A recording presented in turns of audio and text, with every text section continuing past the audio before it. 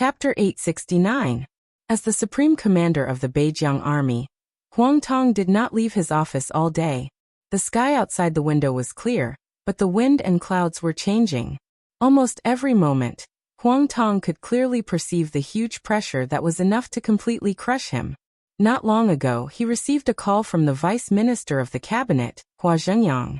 Shortly after he hung up, Li Huaqing called, and then by Qing Zhao, the deputy secretary general of the army headquarters, called on behalf of Dongqing Wudi. Everyone's words seemed to convey the same meaning. Emperor Dong's palace could lose, but the important figures, especially Lin Yuxian, could not die. The pressure on Huang Tong continued to increase. Not only Lin Yuxian could not die. If Lin Yuxian died, the Lin clan would not let him go. Except for Lin Yuxian, if Li Beitian died, Wei Kunlun would not be polite to him. Bai Yuming was the eldest daughter of the current generation of the Bai family. If she had an accident, Bai Zhanfang, Bai Qingzhao, Bai Qingqian, Dongqing Wudi, everyone would not give him a good result. The huge pressure almost suffocated Huang Tong. For the first time, he found himself standing in the center of the war. Countless people were paying attention. The eyes were cold and warning, as if to say that no matter what the result of the war was, he would not have a good end. Huang Tong had no choice. Born in the prince group, he could violate the parliament and the Lin clan, but he could not disobey Chen Fangqing's orders. His only choice now was to hold on to Chen Fangqing, the life-saving straw, do things 100% according to Chen Fangqing's will, and then wait for the result of the war. He sat in his office, staring at the huge screen in front of him. The screen was connected to the satellite of the Beijiang military region. The picture on the battlefield was transmitted immediately. He could see every change in the battle situation. Li Baitian's supreme taishu, Bai Yoming's heavenly fairy, Dallas lunatic on the battlefield of the volcano core, Lin Yuxian, who broke through to the half-step invincible realm in a desperate situation, performed the shatter of land. Huang Tong's expression became more and more complicated. The artillery fire that filled the sky poured in the direction of the Nightmare Corps without reservation. The elites of the Nightmare Corps were decreasing at a speed visible to the naked eye.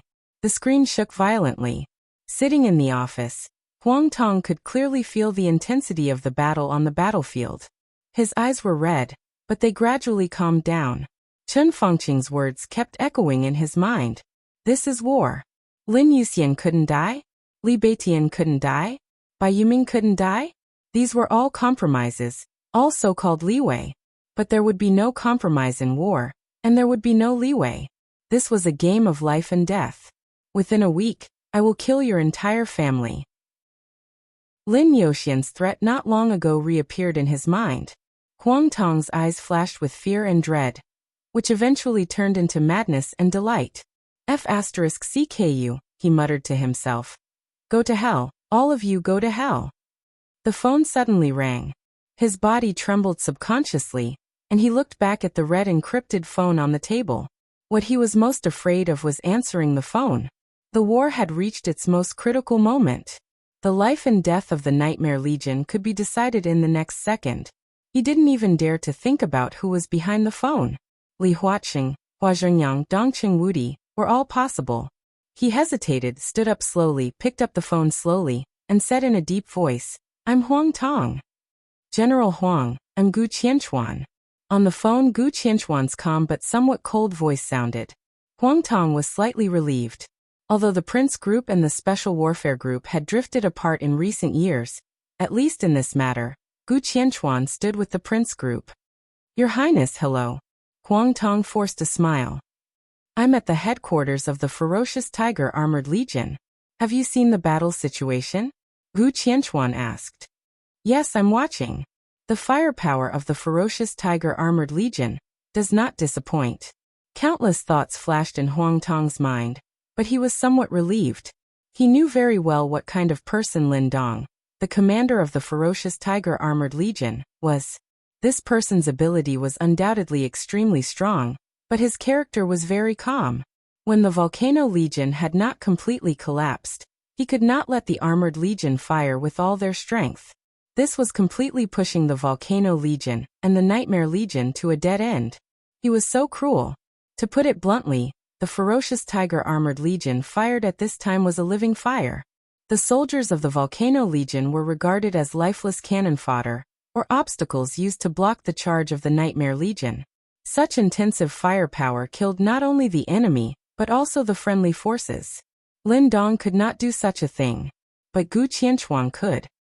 Gu Qianchuan faintly agreed on the phone and slowly said, Lin Yuxian broke through in the last minute. His combat capability is very strong. The Volcano Legion's blocking effect is not great. With your highness here, what can Lin Yuxian do? Huang Tong licked his lips without thinking. Of course he was telling the truth. No matter how amazing Lin Yuxian was, he had broken through to the half-step invincible realm. He had not reached the level of Li Tianlan more than 2 years ago. Not to mention Lin Yuxian. Even if Li Tianlan stood on the battlefield at this time, what could he do? Even if he had made progress in the past 2 years and entered the real invincible realm, he could not rely on his own strength to resist the huge firepower of a heavy armor legion. Even if he was lucky enough to survive, he could not be Gu Qianchuan's opponent. Gu Qianchuan had a murderous weapon in his hand. I really don't care about Lin Yuxian, but I don't like variables. I don't like any variables. General Huang, I am here with a murderous weapon. It is not used to deal with Lin Yuxian. Do you understand what I mean? Gu Qianchuan's tone was calm and hoarse. Huang Tong was stunned and tentatively asked, Your Highness, what do you mean? I need support. Gu Qianchuan said blandly. I am not here to deal with Lin Yuxian and the Nightmare Legion. I never have. The murderous weapon in my hand is used to guard against Li Tianlan.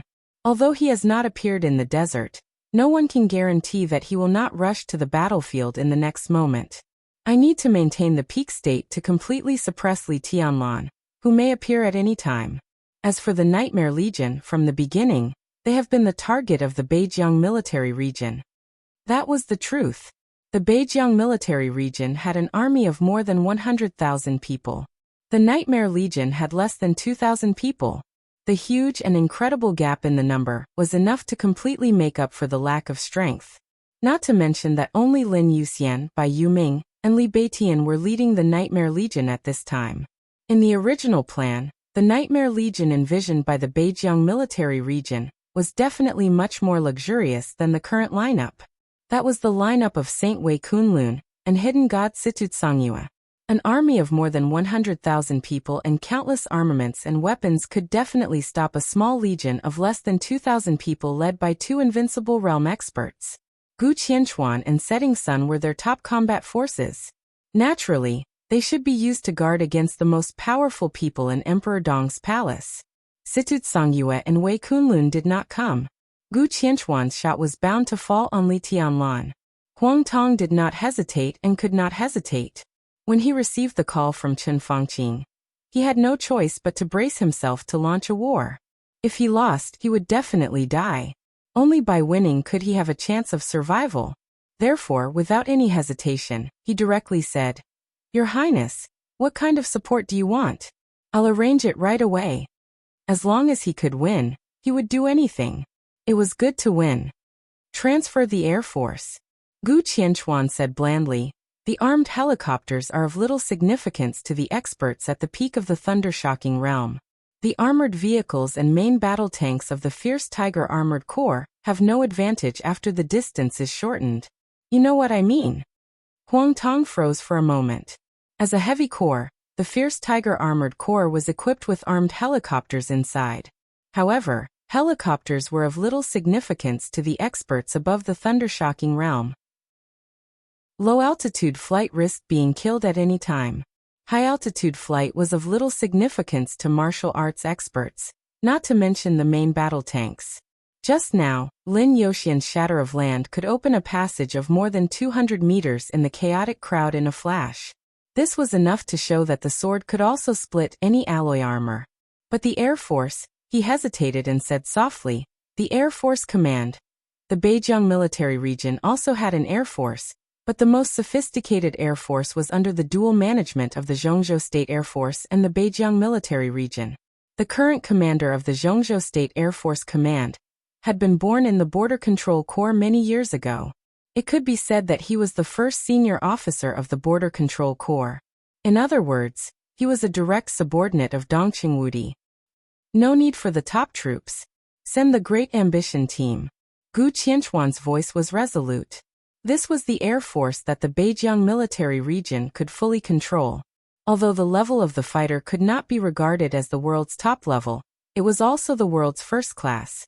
It was fast, flexible, and powerful enough for the task at hand. Huang Tong narrowed his eyes and became calmer and calmer. Things had come to this and could not be reversed. He simply stopped thinking about it. His eyes were fixed on the screen in the office. On the screen, with the collapse of the volcano troop, the nightmare troop no longer had any obstacles in front of them. Charge! Charge at full speed. In the open terrain, the artillery that occupied the sky kept roaring like crazy. They were getting faster and faster. People kept falling behind. The nightmare troop did not stop at all. They kept moving forward like a flash of lightning in the state of constant blood loss and loss of members. Huang Tong looked at it expressionlessly.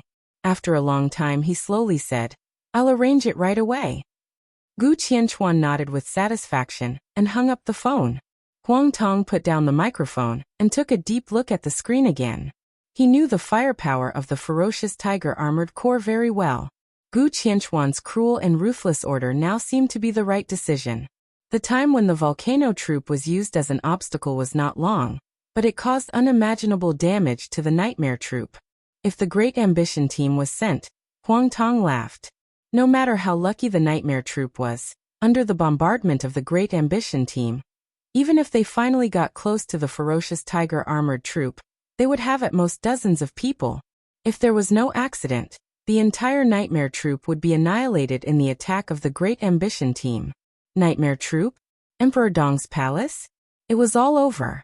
Huang Tong's smile was a little crazy.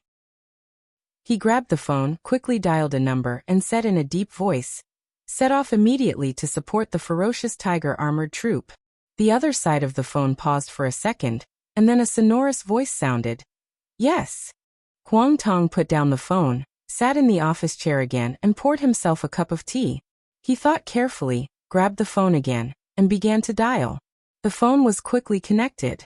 A very old, tired, yet excited voice rang out. "I am Chen Fangqing, Prime Minister." Huang Tong subconsciously sat up straight. "Yes." Chen Fangqing nodded. The faint sound of gunfire kept ringing from the phone, but it was a little distorted. Huang Tong was stunned, and then he understood. At this moment, Chen Fangqing was also watching the battle in the desert. At this moment, many bigwigs in Zhongzhou State were paying close attention to everything in the desert. "Huang Tong, the Beijiang military region is doing a good job," Chen Fangqing said slowly. "The ferocious Tiger Armored Troop has strong firepower. Not long ago, His Highness Gu Qianchuan issued the right order. The volcano troop successfully delayed the nightmare troop. At present, everything seems to be going well." Huang Tong whispered. "Very good," Chen Fangqing said quietly. "What's the matter?" Huang Tong hesitated and said softly, "Prime Minister, His Highness Gu Qianchuan just contacted me and asked me to mobilize the Great Ambition Team." "The Great Ambition Team?" Chen Fangqing paused slightly and said slowly, "Is it necessary?" His Highness Gu Qianchuan said that Li Tianlan will appear at any time. He wants to maintain the peak state to face Li Tianlan. I think he wants to completely bury the nightmare troop in the desert. He doesn't even want the nightmare troop to get close to the ferocious Tiger Armored Troop. On the phone, Chen Fangqing was silent for a long time. Huang Tong waited quietly. After a long time, Chen Fangqing smiled and hung up the phone. He didn't say anything. But saying nothing was sometimes a kind of attitude. For Huang Tong, it was the greatest support. Huang Tong clenched his fists and took a deep breath. The moment the phone was hung up, he really felt Chen Fangqing's killing intent. The killing intent was so determined. Before the war began, he was sure that all of Chen Fangqing's killing intent was concentrated on the Wang family of Beihai. His attitude toward Emperor Dong's palace was relatively vague. Did his attitude change? Or, he thought of the scenes when the nightmare troop rampaged in the desert. The flying blood and messy corpses fully showed that Emperor Dong's palace did not take Chen Fangqing and the Beijiang military region seriously.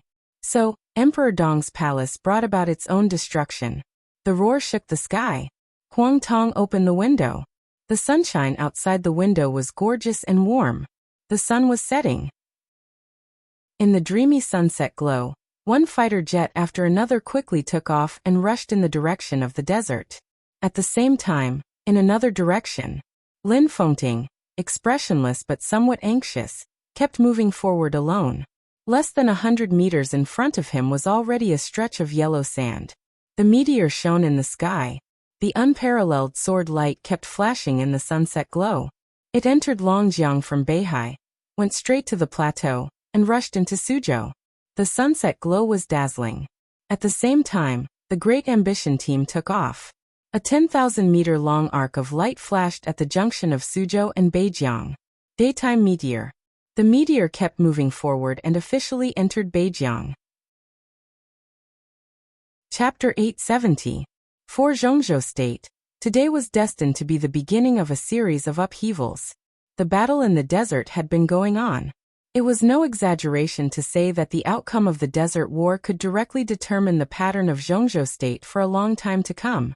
All members of the Parliament of Zhongzhou State were allowed to watch the war directly. The encrypted signal of the satellite was connected to the designated equipment of each member. Li Huaqing, Hua Zhengyang, and Chen Fengqing watched again. Dong Chengwudi was also watching. Everyone saw the sharpness of the Nightmare Army, which broke through the 4 lines of defense in the desert. They saw the constant loss of the Nightmare Army. They saw a large number of soldiers of Zhongzhou State, stained the desert with blood, and buried in the yellow sand. They also saw the overwhelming artillery fire of the fierce Tiger Armored Corps. What is Beijiang doing? Do they have any respect for the army headquarters of Zhongzhou State? These people, from top to bottom, are unqualified. They should all be dismissed and punished severely.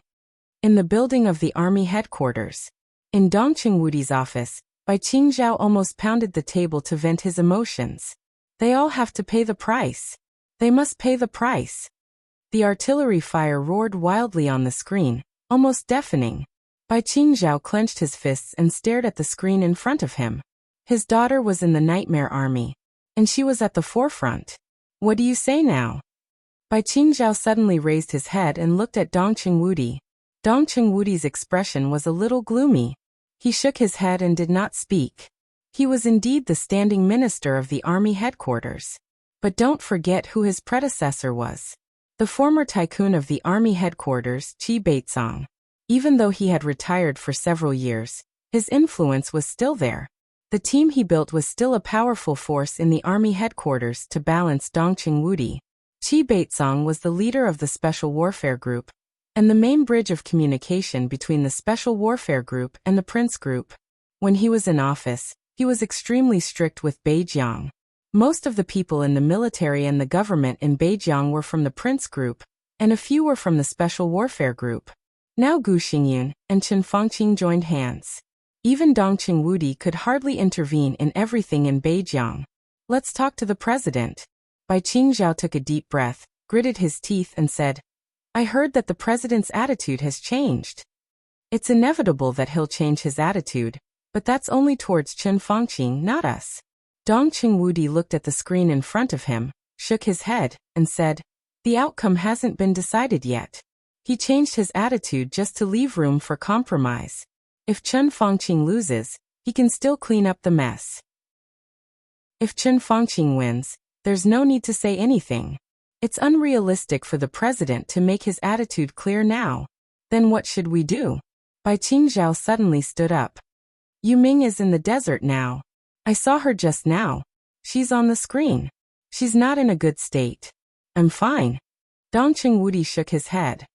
The Nightmare Corps may be defeated, but how can a half-step invincible realm expert die so easily? Don't worry too much. The shrill ringtone of the phone suddenly rang. Dong Chengwudi narrowed his eyes, picked up the phone, and said hello. General, I'm He Donglai. A dull, hard voice rang out from the other end of the line. He Donglai, the general of Zhongzhou State, one of the directors of Zhongzhou State Army Headquarters, and the commander of Zhongzhou State Air Force Command. He was the first batch of senior officers of the Border Control Corps.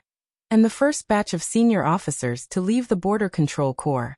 He was the backbone of the giant group, and could be said to be the direct descendant of Dong Qingwudi.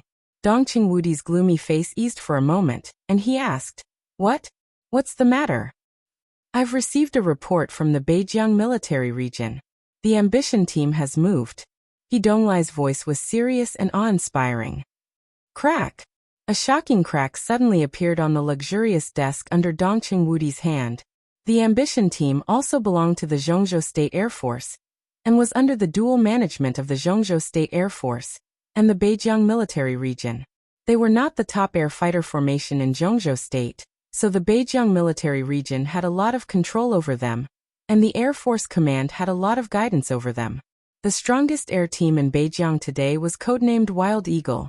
It was the most sophisticated air force in Beijiang, and was equipped with the most sophisticated fighters in Zhongzhou State. Although they also belonged to the Beijiang military region, most of the time they received orders from the Air Force Command, and the Beijiang military region only had the right to guide them. Now Beijiang bypassed the Wild Eagle team and mobilized the Ambition team. It was obvious that they were going to bypass the Air Force Command. To put it more seriously, they were going to bypass the Army headquarters and Dong Qingwudi. Dong Qingwudi asked Bai Qingzhao to call Huang Tong not long ago. What did that mean? "General, we can't hesitate, or the consequences will be unpredictable. I can directly intervene in the desert war here. Emperor Dong's palace needs support. I can give it to them," He Donglai said in a deep voice. Dong Qingwudi was silent for a long time. He Donglai's voice also reached Bai Qingzhao's ears.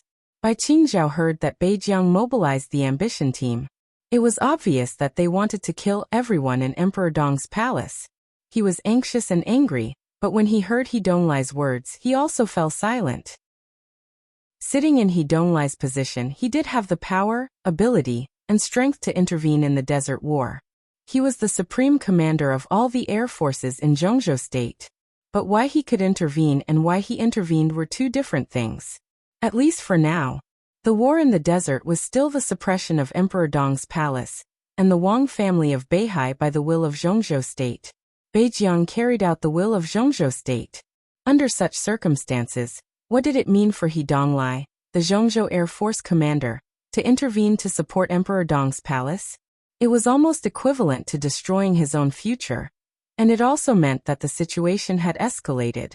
As soon as He Donglai took action, it was no longer a war between the parliament and Emperor Dong's palace. It was equivalent to a civil war. He Donglai was not only Dong Qingwudi's subordinate, but also his brother who had followed him for many years. It was not an exaggeration to say that they were as close as brothers. Dong Qingwudi did not want He Donglai to bear the most likely serious consequences at all. Secretary General Bai is also here, right? He Donglai suddenly smiled. When I went to visit Senior Bai a few years ago, Yuming was still young. That girl called me godfather. Donglai. Bai Qingzhao gave a wry smile. If anything goes wrong, I'll take responsibility. At worst, I'll go to the desert prison for a few years, but it won't be long. When Your Highness is really invincible, I can go wherever I want, right? He Donglai smiled. That's it. The phone was hung up immediately. Dong Qingwudi's body shook. He held the phone, and was silent for a long time. Bai Qingzhao was in a daze. He looked at Dong Qingwudi and whispered, "Donglai, it's okay." Dong Qingwudi said blandly, "This is actually the situation I want to see the most." Bai Qingzhao was a little confused. Donglai may suffer some grievances, but it's not hopeless. He knows this himself. He puts all his hopes on Tianlan. As he said, the consequences of his intervention this time may be serious, but I'm not dead. I can't really see him lose his life. As long as he lives, he will stay in the desert prison for a few years at most. When Tianlan is invincible in the world, Donglai will be able to come out. Dong Qingwudi said quietly. He really hoped to see such a situation. The giant group was very big. In the past 2 years, the Academy and the Prince Group had taken a lot of resources and positions from the giant group. The giant group had tried its best to reshuffle. But even so, the giant group was still very big. He was now the leader of the giant group. Everyone also regarded him as the leader of the giant group. But how many people would regard Li Tianlan as the future of the giant group? Dong Chengwudi himself was not very clear about this. He Donglai was the first one. At least he was the first one to express such an attitude. He looked up at the screen in front of him. There was no battle on the screen, but the confrontation between martial arts and modern heavy firepower was breaking out every moment. Artillery fire that covered the sky and covered the earth almost enveloped everything. The screen was full of flying yellow sand. The formation of the nightmare troop gathered together and kept accelerating forward. The yellow sand and artillery fire shrouded their figures, appearing and disappearing from time to time. Almost every time they appeared, their number would decrease. Dong Chengwudi stared at this scene and muttered to himself, "Someone must pay the price for this, someone must pay the price." The phone rang again. Dong Chengwudi looked down at the caller ID and raised his eyebrows slightly. He never thought that he would receive a call from the Prime Minister's office at this time. The phone kept ringing. Dong Chengwudi raised his hand and pressed the hang-up button. His body was motionless, and his face was expressionless. He didn't know what Chen Fangqing wanted to say to him, and he didn't want to know. By now, the end of this game had already become clear. Fight to the death. There was only one result. The screen was shaking slowly. The satellite picture switched for a moment. The overwhelming artillery fire seemed to have gone away. The next moment, a densely packed steel army appeared on the screen. One after another, main battle tanks and armored vehicles rushed out of the base of the fierce Tiger armored corps. Without the slightest pause, they rushed directly in the direction of the nightmare troop. The steel torrent roared forward, full of murderous intent. At the same time, in the Air Force Command of Zhengzhou State, a Major General Staff officer stood in front of He Donglai and frowned. "Commander, we can't get in touch with the Wild Eagle troop at present. It seems that the Beijiang military region unilaterally cut off our communication signal." He Donglai suddenly raised his head, but the face of Huang Tong of the Beijiang military region appeared in his mind. He cut off the communication signal, which meant that the Air Force Command couldn't get in touch with the Wild Eagle troop at all. Had they taken precautions? He Donglai took a deep breath. Without the slightest hesitation, he said directly, "Contact the Sky Pillar troop immediately. Let them take off immediately, go to the desert, and support Emperor Dong's palace." The Major General Staff officer was stunned. He repeated the order and said softly, "Are you sure?" "This is an order." He Donglai's voice was cold. The Sky Pillar troop was the top fighter formation in Suzhou. Letting them take off from Suzhou and cross provinces into Beijiang was undoubtedly more serious. "And the time? Can we make it?" the Major General said softly. "The performance of the Ambition Troops fighter is a little worse. The Sky Pillar Troops fighter is faster. If they take off now, they can enter the battlefield in about 15 minutes. They can hold on." He Donglai shook his head and said calmly, "Go send the order." The Major General took a deep look at him, nodded, and turned to go out. Chapter 871. In the open battlefield where there was a distance, the real invincible was never and could not be human. Manpower was sometimes limited. However, the most ferocious firepower seemed to never stop.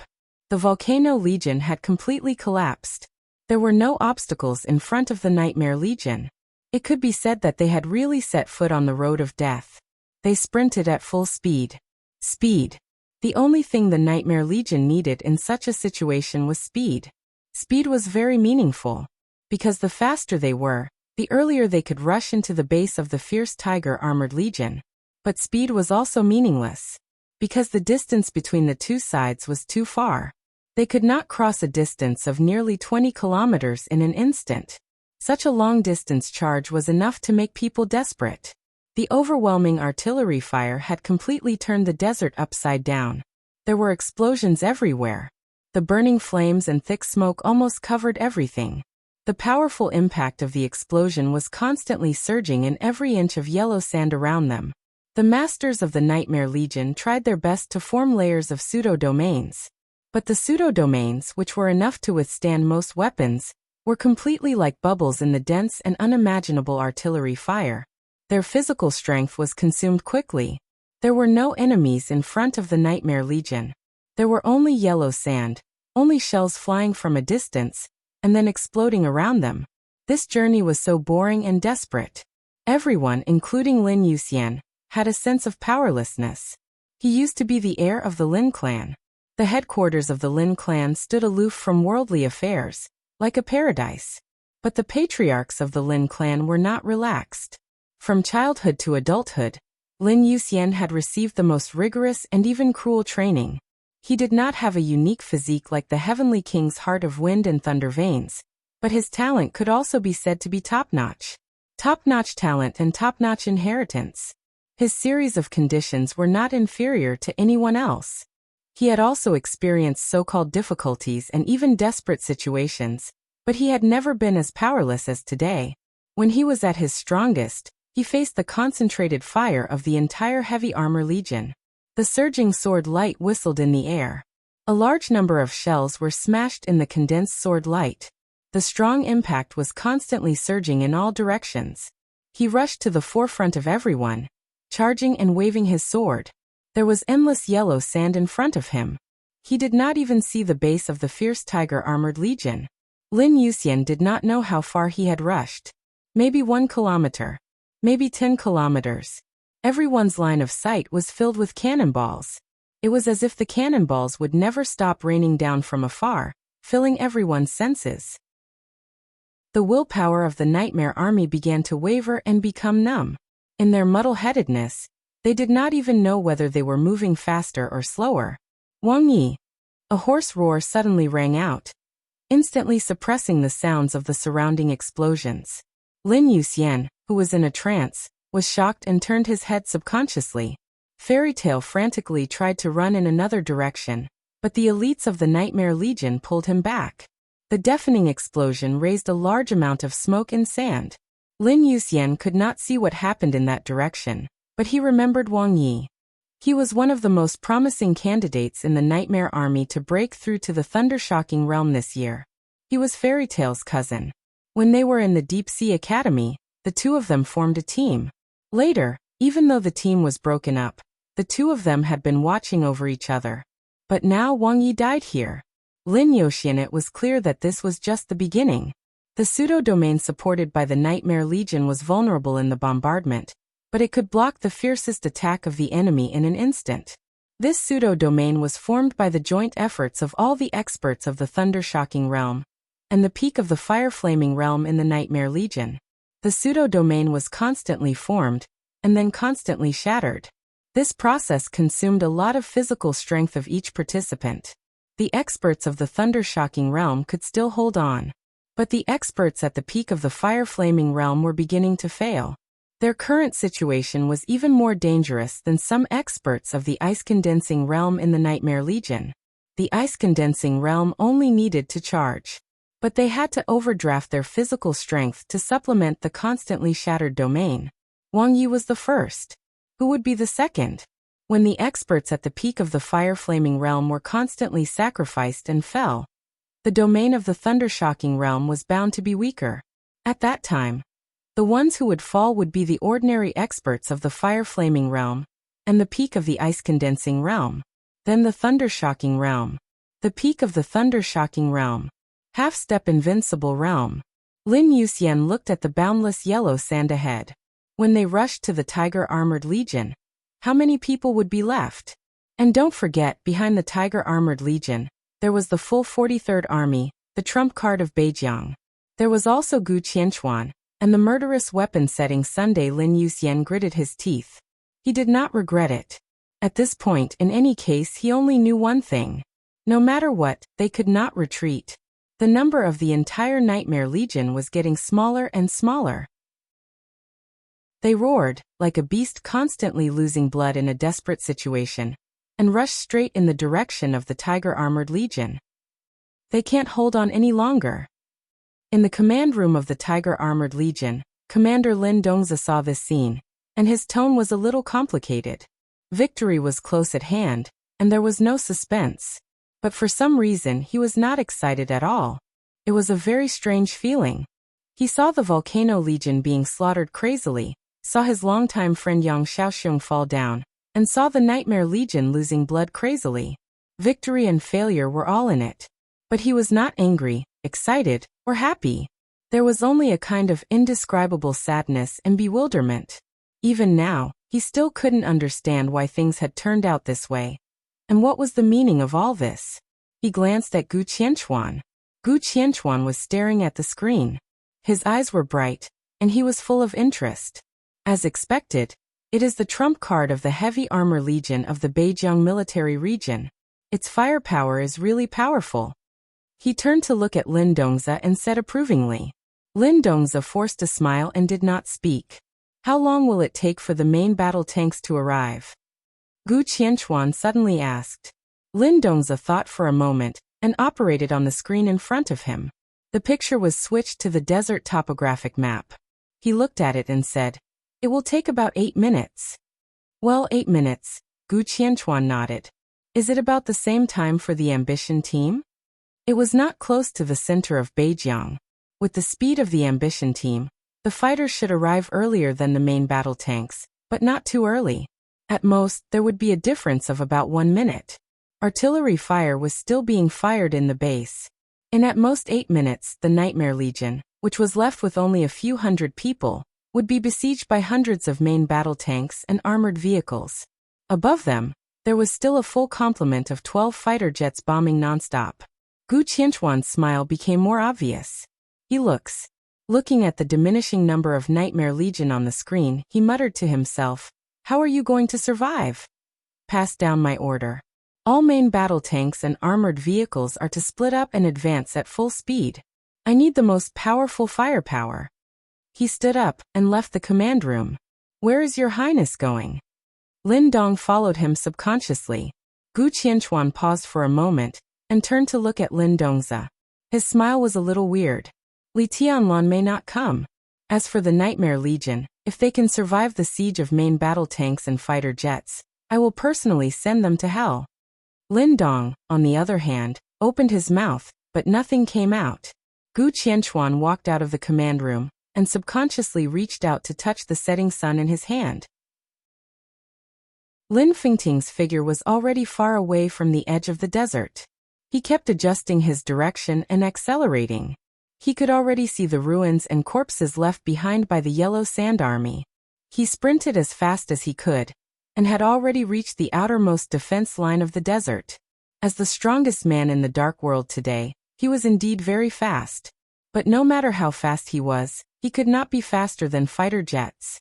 Even if Ambition's fighter jets were not the most advanced models, their speed was still beyond Lin Fengting's reach. As the sun set in the west, the dazzling rays dyed the entire desert a fiery red. Lin Fengting, who was marching, suddenly raised his head and looked at the sky. He watched helplessly as the 12 fighter jets spread out in formation and swooped over his head, directly cutting into the distant battlefield. Lin Fengting stood in place and was silent for a while. The distance of dozens of kilometers was not short for him. But for the fighter jets, it was instantaneous. He was the old patriarch of the Lin clan. The Lin clan stood aloof from worldly affairs. Strictly speaking, Lin Yuxian was just a branch of the Lin clan. Therefore, in the face of Lin Yuxian's situation, he had never said anything. It was the other branches of the Lin clan who spoke. But the fact that he could appear here already showed his attitude. Lin Fengting did not know if he could make it in time. But as he stood in this desert, he had already made up his mind. If something really happened to Lin Yuxian, he would go straight to Kunlun City with his sword no matter what and kill everyone in Kunlun City. Lin Yuxian's eyes were cold, and he continued to move forward. His body moved, and then he suddenly turned his head, looking behind him. There was only the setting sun and the glow in the sky behind. At an unknown distance, there seemed to be an unimaginable sharpness approaching at an unimaginable speed. Lin Fengting narrowed his eyes.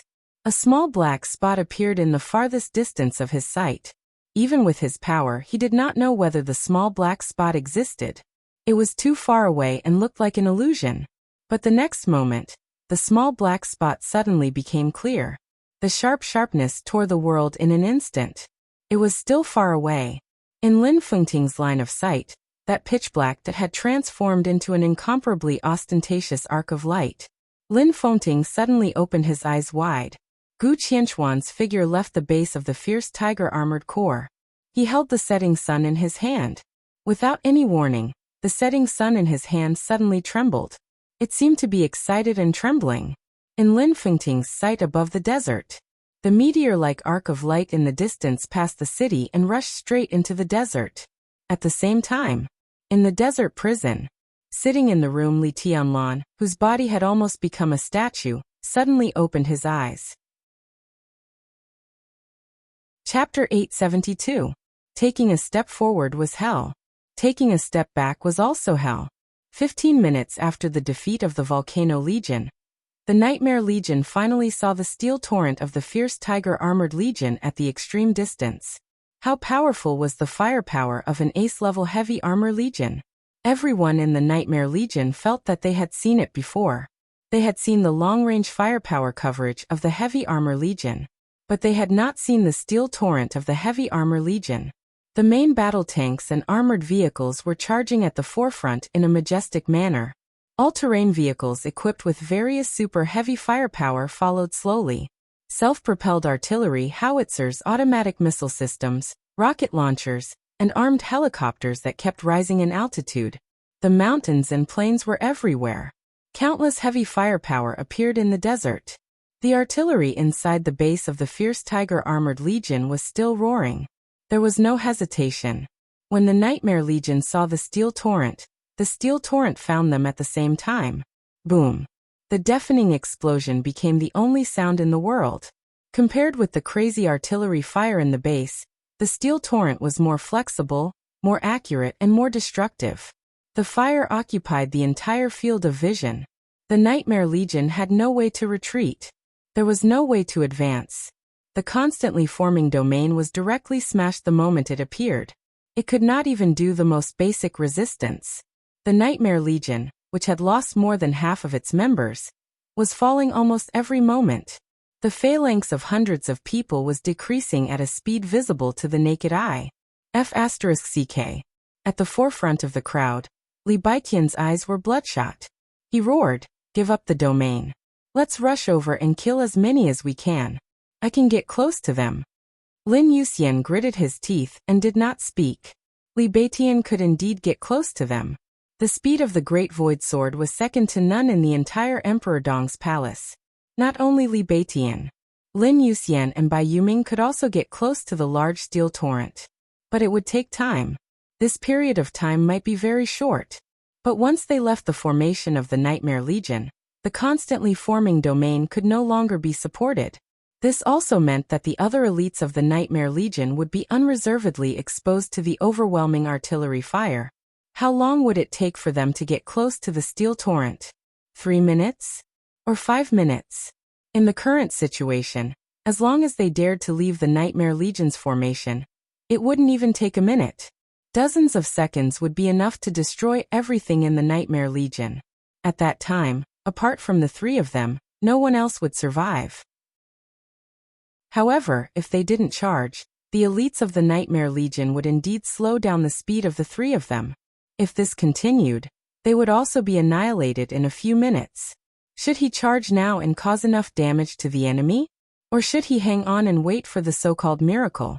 Fighting in a hopeless situation, it seemed that no matter what choice he made, it would be wrong. Our brothers can't die in vain. Li Baiqian's angry roar sounded a little faint in the sound of the explosion. But the meaning of his words was clear. It was already difficult for them to break through the last two lines of defense. Failure was right in front of them.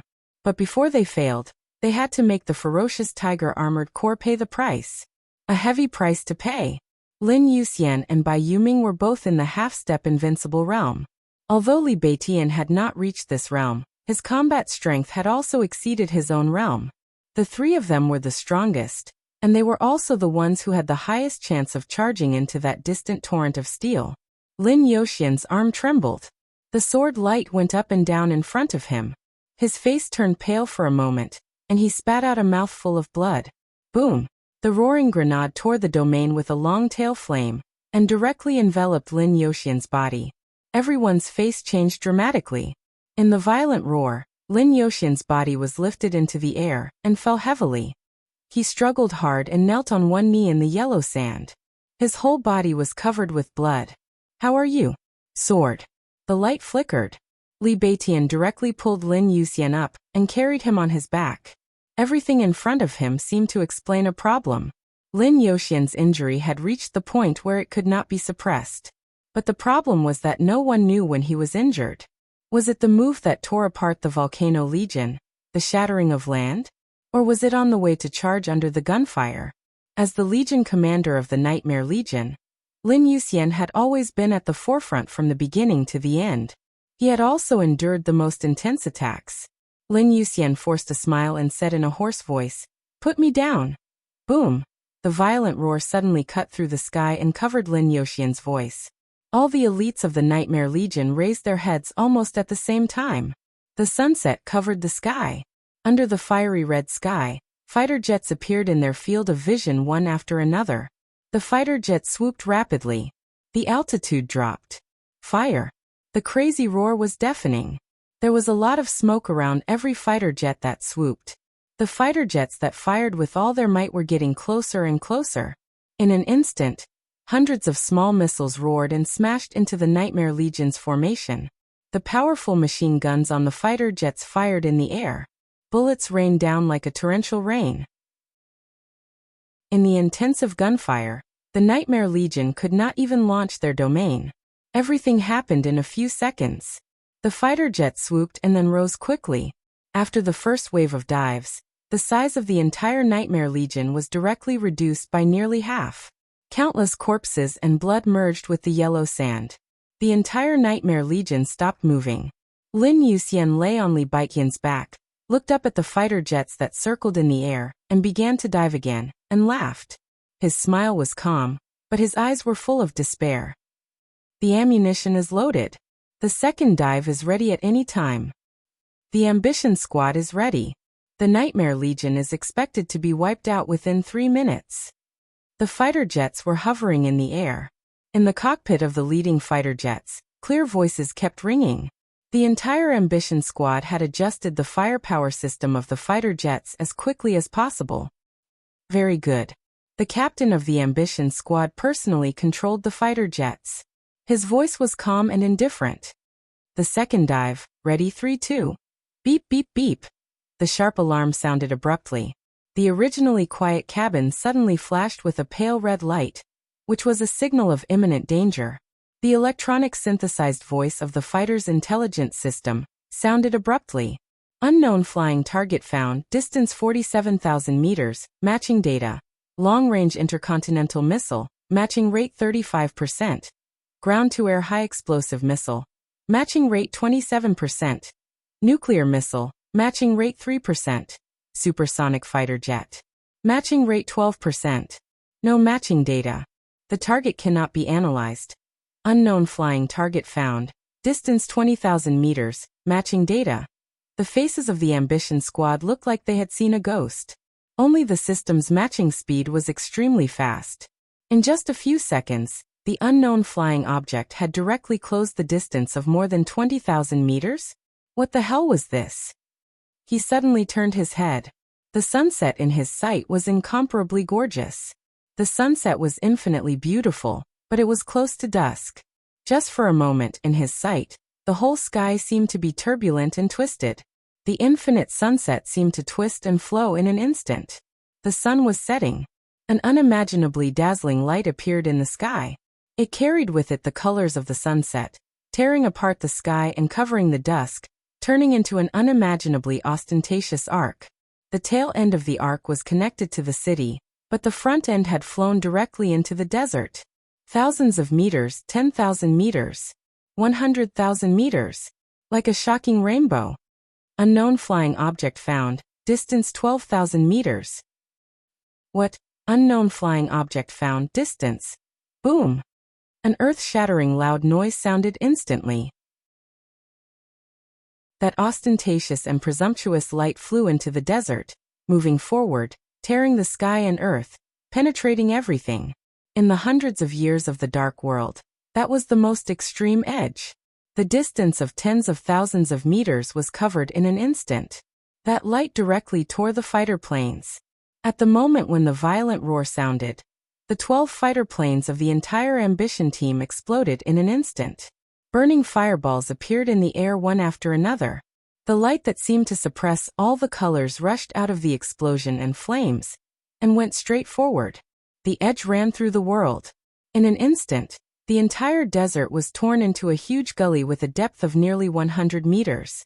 Countless artillery fire exploded at the moment when the light moved forward. As soon as the shells in the distance rose, they were directly rolled back by the huge force. Missiles, grenades, rockets, and everything else flew in a flurry. The ray of light flew past the Nightmare Legion and the torrent of steel. The whole world seemed to be still. The explosion was suppressed in an instant. The thick armor was directly split in the air. The steel torrent was torn in an instant. In the extreme silence, there was only a piece of fire burning, but there was no sound. That light flashed away and kept moving forward. Everyone in the Nightmare Legion was dumbfounded. Most people might not know what that light was. But Li Beitian and Lin Yuxian were very clear. That was a sword light. A sword light destroyed the ambition team and the steel torrent in 1 second. It was as easy and casual as a passing sword light. A sword light that was enough to overturn the entire dark world. In the desert prison, Qin Weibai stood in front of the window and looked at the changing sky in the distance. She did not understand martial arts, so she could not see the light or feel the sword energy between heaven and earth. But in the distance, the wind and clouds were changing, and the sunset was turbulent. She could completely imagine the style of that sword. In the prison, Li Tianlan's figure slowly stood up. His body was extremely stiff and slow. As he moved, the joints all over his body were constantly shaking. He took a deep breath, and his figure disappeared in an instant. Outside the fierce tiger-armored corps, Gu Qianchuan, whose face changed dramatically, had already felt a near-fatal threat before the ambition team was destroyed. It was completely instinctive. His figure retreated frantically. As soon as he retreated, he held the murderous weapon Setting Sun in his hand. His fingers tried to touch the trigger. This movement was fast. But it was too slow. For that sword light, everything was too slow. The moment the fighter plane of the ambition team exploded, the sword light had come directly to Gu Xingyun.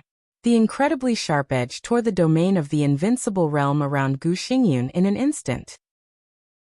At the same time, it tore the murderous weapon Setting Sun in his hand and his body. The fragments of the murderous weapon and the flesh and blood all over the sky suddenly flew. The broken domain of the invincible realm raised a lot of yellow sand. The yellow sand was flying all over the sky. In the headquarters of the fierce tiger-armored corps, Commander Lin Dong suddenly stood up with a look of horror. At this moment, in a different place in Zhongzhou State, Hidden Dragon Sea, the army headquarters building, the offices of various members of parliament, all the leaders and giants in Zhongzhou State stood up at the same time. In the surging yellow sand, they could no longer see Gu Qianchuan, the setting sun, or the sword light. Chen Fangqing clenched his fists, supported his body, and stared at the screen in front of him without blinking. Countless yellow sand fell down violently. Everyone could see it clearly through the screen. The surging of the yellow sand became smooth. On the screen, a figure stood in the air. Gu Qianchuan's figure had disappeared.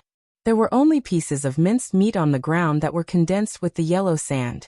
Li Tianlan stood in the air, his eyes calm. He held a long black sword in his hand. Chapter 873. At this moment, the whole world seemed to be quiet. It was as quiet as a dream. Fierce Tiger Armored Corps, 43rd Army, Hidden Dragon Sea of Zhongzhou State, Military Headquarters Building. There were not many places, but most of the power in Zhongzhou State was concentrated. Everyone who saw this picture kept absolutely quiet. People thought of the light just now, but more people thought of Gu Qianchuan. What was an instant kill? In the hundreds of years of the Dark World, since the invincible realm came into being, this could be said to be the fastest battle in which an invincible realm expert died. If this was a battle, it was like a battle but also like a massacre. An instant kill. A second ago, the light was still 10,000 meters away. A second later, Gu Qianchuan's body had been torn into countless pieces. This was an expert who had now completely stabilized the invincible realm. He was an invincible realm expert with a murderous weapon. It was no exaggeration to say that Gu Qianchuan in this state was enough to stand at the peak of the dark world. At least his strongest blow could rival the peak of the invincible realm. The light flew over from tens of thousands of meters away, tore the ambition team, smashed the steel torrent of the entire heavy armor core, tore the domain of the invincible realm expert, smashed the murderous weapon, and killed an invincible realm expert in an instant. The whole process didn't even take a second. Fast. Gu Qianchuan didn't even react from beginning to end. He held the murderous weapon and didn't even have time to fire. It was all like a dream. The commanders of the 43rd Army and the Fierce Tiger Armored Corps saw this picture. All the directors of Zhongzhou State saw this picture. All the members of parliament in Zhongzhou State also saw this picture. There was no joy, no anger, no excitement, no panic. The sword was too fast. Everyone couldn't even come back to their senses. What was that light? And why did Li Tianlan appear here? In different positions, everyone was watching Li Tianlan through the screen. Li Tianlan stood in the air, quiet as if he was not angry at all. The satellite of the Beijiang military region kept adjusting the angle. His face became clearer and clearer. Everyone saw the look in his eyes. Stiff, dull, and dead silent. He seemed to be immersed in his own world and didn't realize what was happening here. He appeared here as if he was unconscious. Unconsciously. Traversed 60 kilometers in an instant? Most of the bigwigs in Zhongzhou State shook their heads hard. They suddenly felt a little absurd, as if they were dreaming. The transparent space was constantly trembling around Li Tianlan. Beams of light appeared under Li Tianlan's feet. Tiny rays of light danced on the yellow sand, gradually moving upwards. The light shone slightly with a touch of dim yellow, and finally surrounded the black long sword in Li Tianlan's hand. The floating light seemed to be a little hesitant, a little timid, but also full of expectation, lingering on the edge of the sword. The incredible sword tore up Gu Qianchuan, and also tore the setting sun into the finest powder. The setting sun, which could already fire, still possessed spirituality. The fragments of the murderous weapon slowly floated in the air, increasing in number.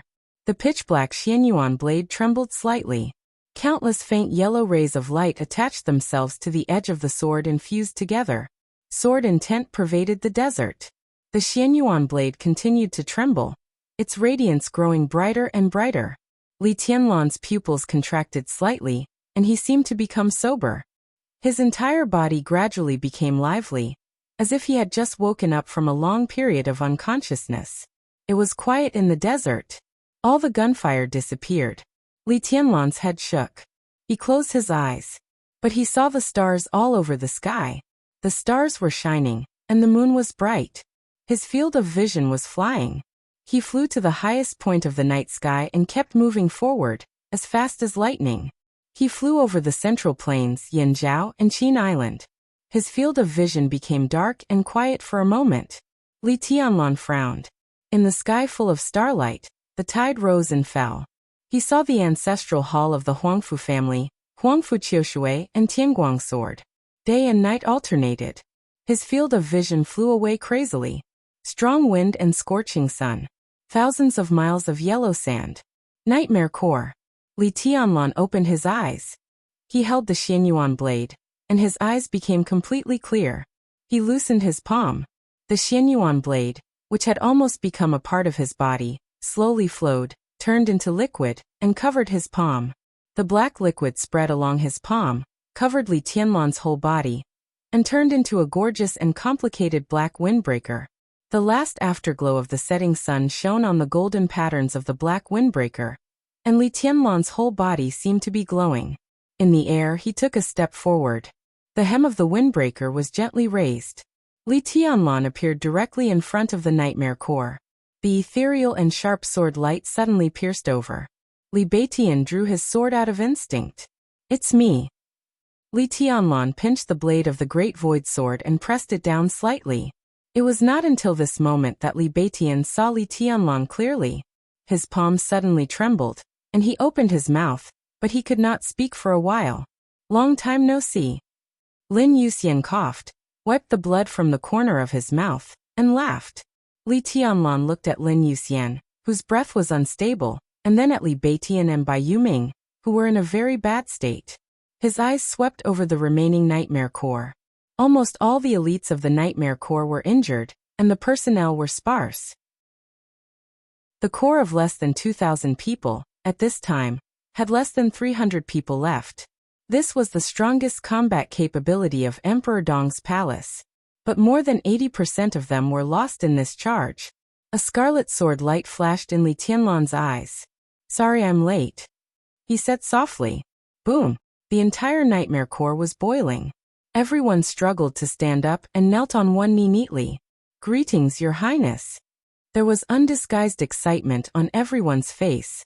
It was the joy of surviving a disaster, as well as the gratitude and fanaticism of surviving a desperate situation. Li Tianlan waved his hand. The surging sword energy pulled everyone up and made them stand straight. His expression was still calm. However, the blood-red sword light in the depths of his eyes continued to brew like a blood-red storm. "What's going on?" Li Tianlan asked aloud. "Because of the termination plan." With his back to Lin Yuxian, Li Beitian said in a hoarse voice, "Chen Fangqing wanted to kill Wang Yuetong, but the plan was exposed. So he directly sent an army to block the desert, just to prevent you from knowing the news. Great ambition, fierce tiger armored corps, the 43rd Army, and the 4 lines of defense that we tore apart were all the handiwork of Chen Fangqing and the Beijiang military region." Li Tianlan raised his eyebrows. His voice was flat and without any ups and downs. "The termination plan. Obviously, they think that Wang Yuetong will be the key between you and the Wang family of Beihai, so..." Lin Yuxian sneered. "It doesn't matter," Li Tianlan said softly. Lin Yuxian was stunned. Li Tianlan did not explain. It really didn't matter. He stood here now and knew the termination plan. So what Chen Fangqing thought was not important at all. What mattered was that Chen Fangqing really blocked the desert prison, really launched the termination plan, and really wanted to imprison him in prison. Emperor Dong's palace made the most resolute counterattack for this. What mattered was that this was a war between Emperor Dong's palace and the Prince Group. What mattered was that Emperor Dong's palace paid a heavy price for this. More than 80% of the elites of the Nightmare Corps were buried in the desert. "This is a war," Li Tianlan said lightly. "Gu Qianchuan is not enough." He glanced at everyone in the Nightmare Corps and said softly, "I will give you an explanation." He slowly turned around and looked in the direction of the fierce tiger armored corps. The gunfire there had stopped, but the desert was shaking slightly. Behind the fierce tiger armored corps, the 43rd Army was rushing at full speed. Li Tianlan looked up at the sky. He could not see the satellite in the sky. But as he looked up, everyone in Zhongzhou State who was paying close attention to the battlefield felt that Li Tianlan was looking at them. He twitched the corner of his mouth. In everyone's sight, Li Tianlan raised his palm. "They are all enemies," he said. A sword suddenly sounded between heaven and earth. Li Tianlan's windbreaker suddenly fluttered. The black windbreaker instantly left Li Tianlan's body. Another streak of sword light appeared in the barren desert. The unparalleled sword light seemed to light up in Li Tianlan's hand. The moment the light lit up, there was an earth-shattering roar and explosion 10 kilometers away. The explosion that seemed to overturn the whole desert was endless. Li Tianlan's voice fell. Countless shells exploded in the base of the fierce tiger armored corps one after another. Thick smoke and raging fire rose in the distance, twisting the space. In the base of the fierce tiger armored corps, everything turned into a huge mushroom cloud in the explosion. The sword light shuttled all the way forward and rushed directly into the formation of the 43rd Army. Behind the camp of the 43rd Army, the undead, who was excitedly preparing to play a new game with Xiao Mahai, looked up in astonishment. His world was spinning crazily. The blood all over the sky kept spraying with the head flying in the air. The sword light cut off the flagpole. Xiao Mahai's body fell down. The sword light continued to fly and instantly reached the back of the 43rd Army. The sharp edge directly tore the huge tent of the headquarters. Blood and minced meat burst out of the broken tent. The sword light that had been moving forward flashed, and came directly to Xiao Mahai. Before Xiao Mahai's body landed, it turned into a windbreaker and put it on him. Chapter 874. What was sword light? That sounded like a load of crap. But in fact, for those who were obsessed with martial arts, especially swordsmanship, this was actually a very interesting question. And it also represented two directions of swordsmanship. There had been debates about this in the dark world, but there had never been an authoritative answer. And it was destined that there could not be an authoritative answer. Different people, different forces, different swordsmanship, different ideas, and everyone's understanding of sword light was different. The so-called sword light. Was it a sword? Or was it light? The former represented sharpness. The latter represented speed. Different martial artists had different answers in their hearts. And their answers were also the direction they were pursuing. In Li Baitian's heart, sword light was light. The great void sword intent was ethereal, unpredictable, agile, and illusory. It looked complicated, but it was extremely pure. The only essence of the great void sword was speed. Li Baitian said a long time ago that he was at the late stage, and the fact did prove it.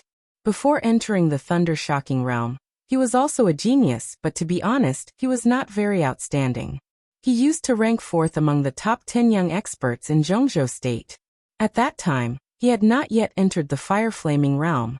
And during the period from the fire-flaming realm to the thunder-shocking realm, the great void sword seemed to fade into the crowd. Under the fire-flaming realm, he could still support his height with the foundation of Mount Shu. But in the fire-flaming realm, his weakness had been infinitely magnified. He was not fast enough. And the destructive power of the great void sword intent was not strong.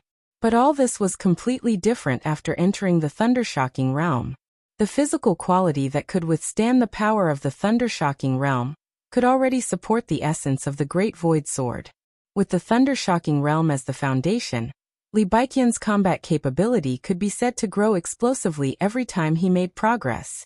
The lethality of the great void sword might still not be strong, but its speed was getting faster and faster. Speed.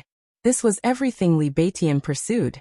From the thunder-shocking realm to the peak of the thunder-shocking realm, to the half-step invincible realm, and even to the invincible realm, and the peak of the invincible realm. The only thing Li Baitian needed was speed. He didn't need lethality. Extreme speed could completely let him destroy everything. This was his martial arts and belief.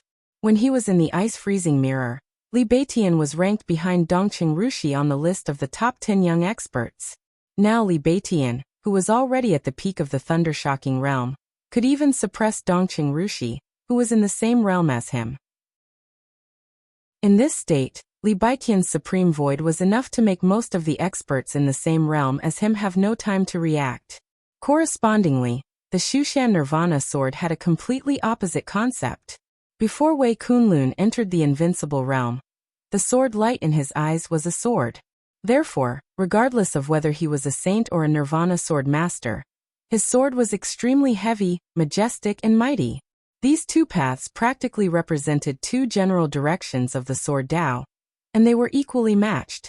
That was what Li Baitian had always thought, until he saw the sword light. That almost unimaginable sword light. 10,000 meters in the blink of an eye, indestructible and unstoppable. In an instant, it destroyed the Ambition battle team, destroyed the Heavy Armor Legion, killed the Invincible Realm, and tore apart the murderous weapon. In an instant, it rushed into the base of the ferocious Tiger Armored Corps, and the military formation of the 43rd Army. That was unimaginable speed and unimaginable sharpness.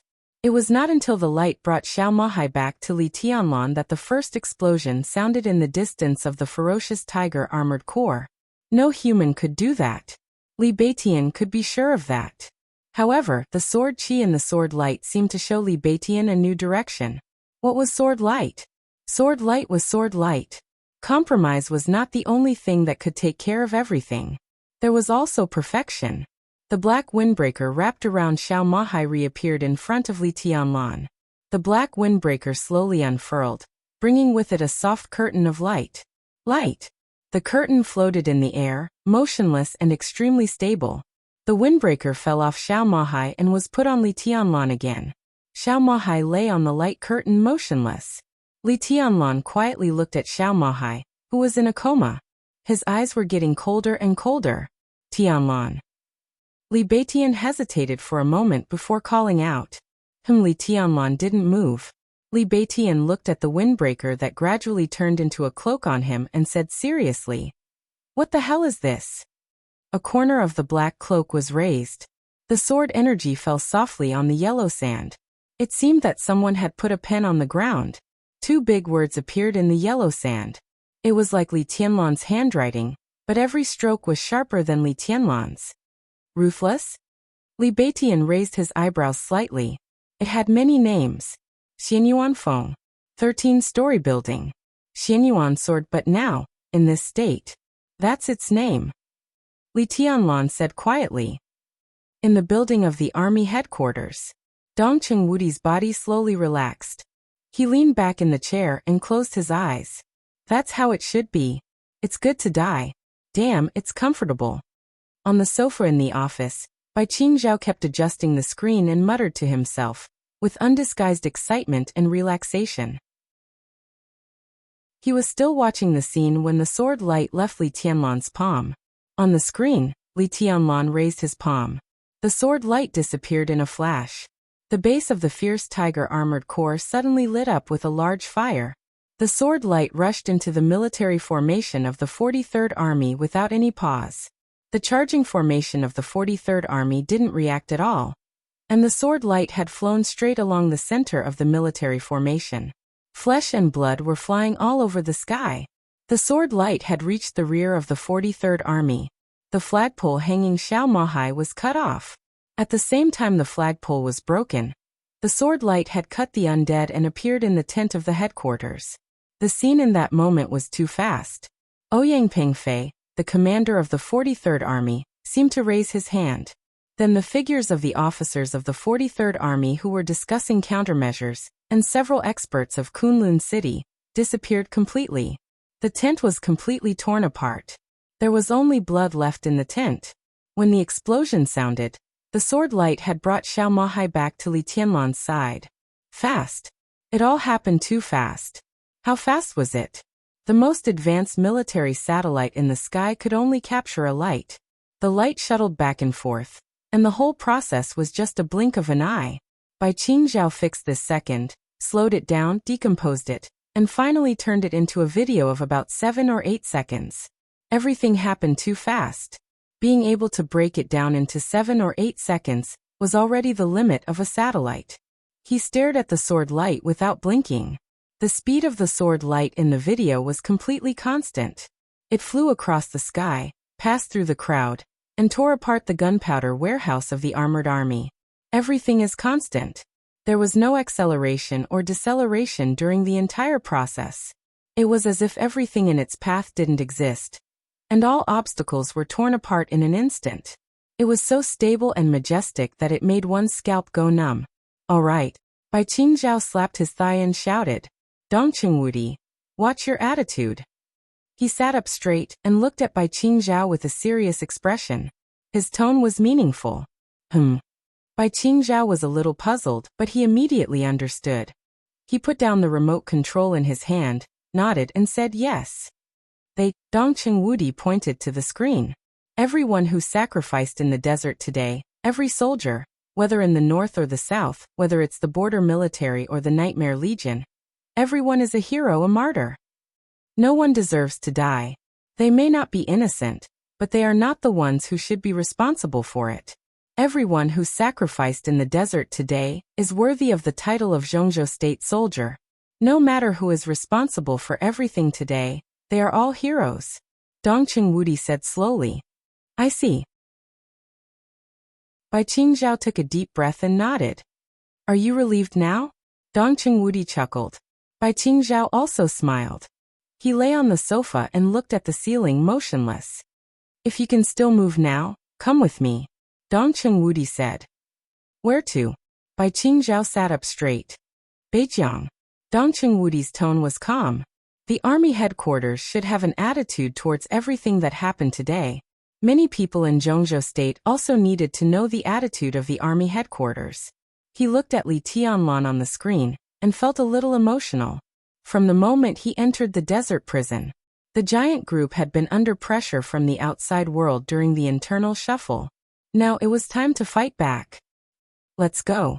Without saying anything, Bai Qingzhao directly picked up the coat on the sofa. Dong Chengwudi walked out of the office. Tell me, Bai Qingzhao followed Dong Chengwudi. He hesitated and said slowly, has Tianlan entered the invincible realm now? Does it matter? Dong Chengwudi laughed. Whether he has entered the invincible realm or not, from today on, the era of Emperor Dong's palace has officially arrived. Xiao Mahai was still in a coma.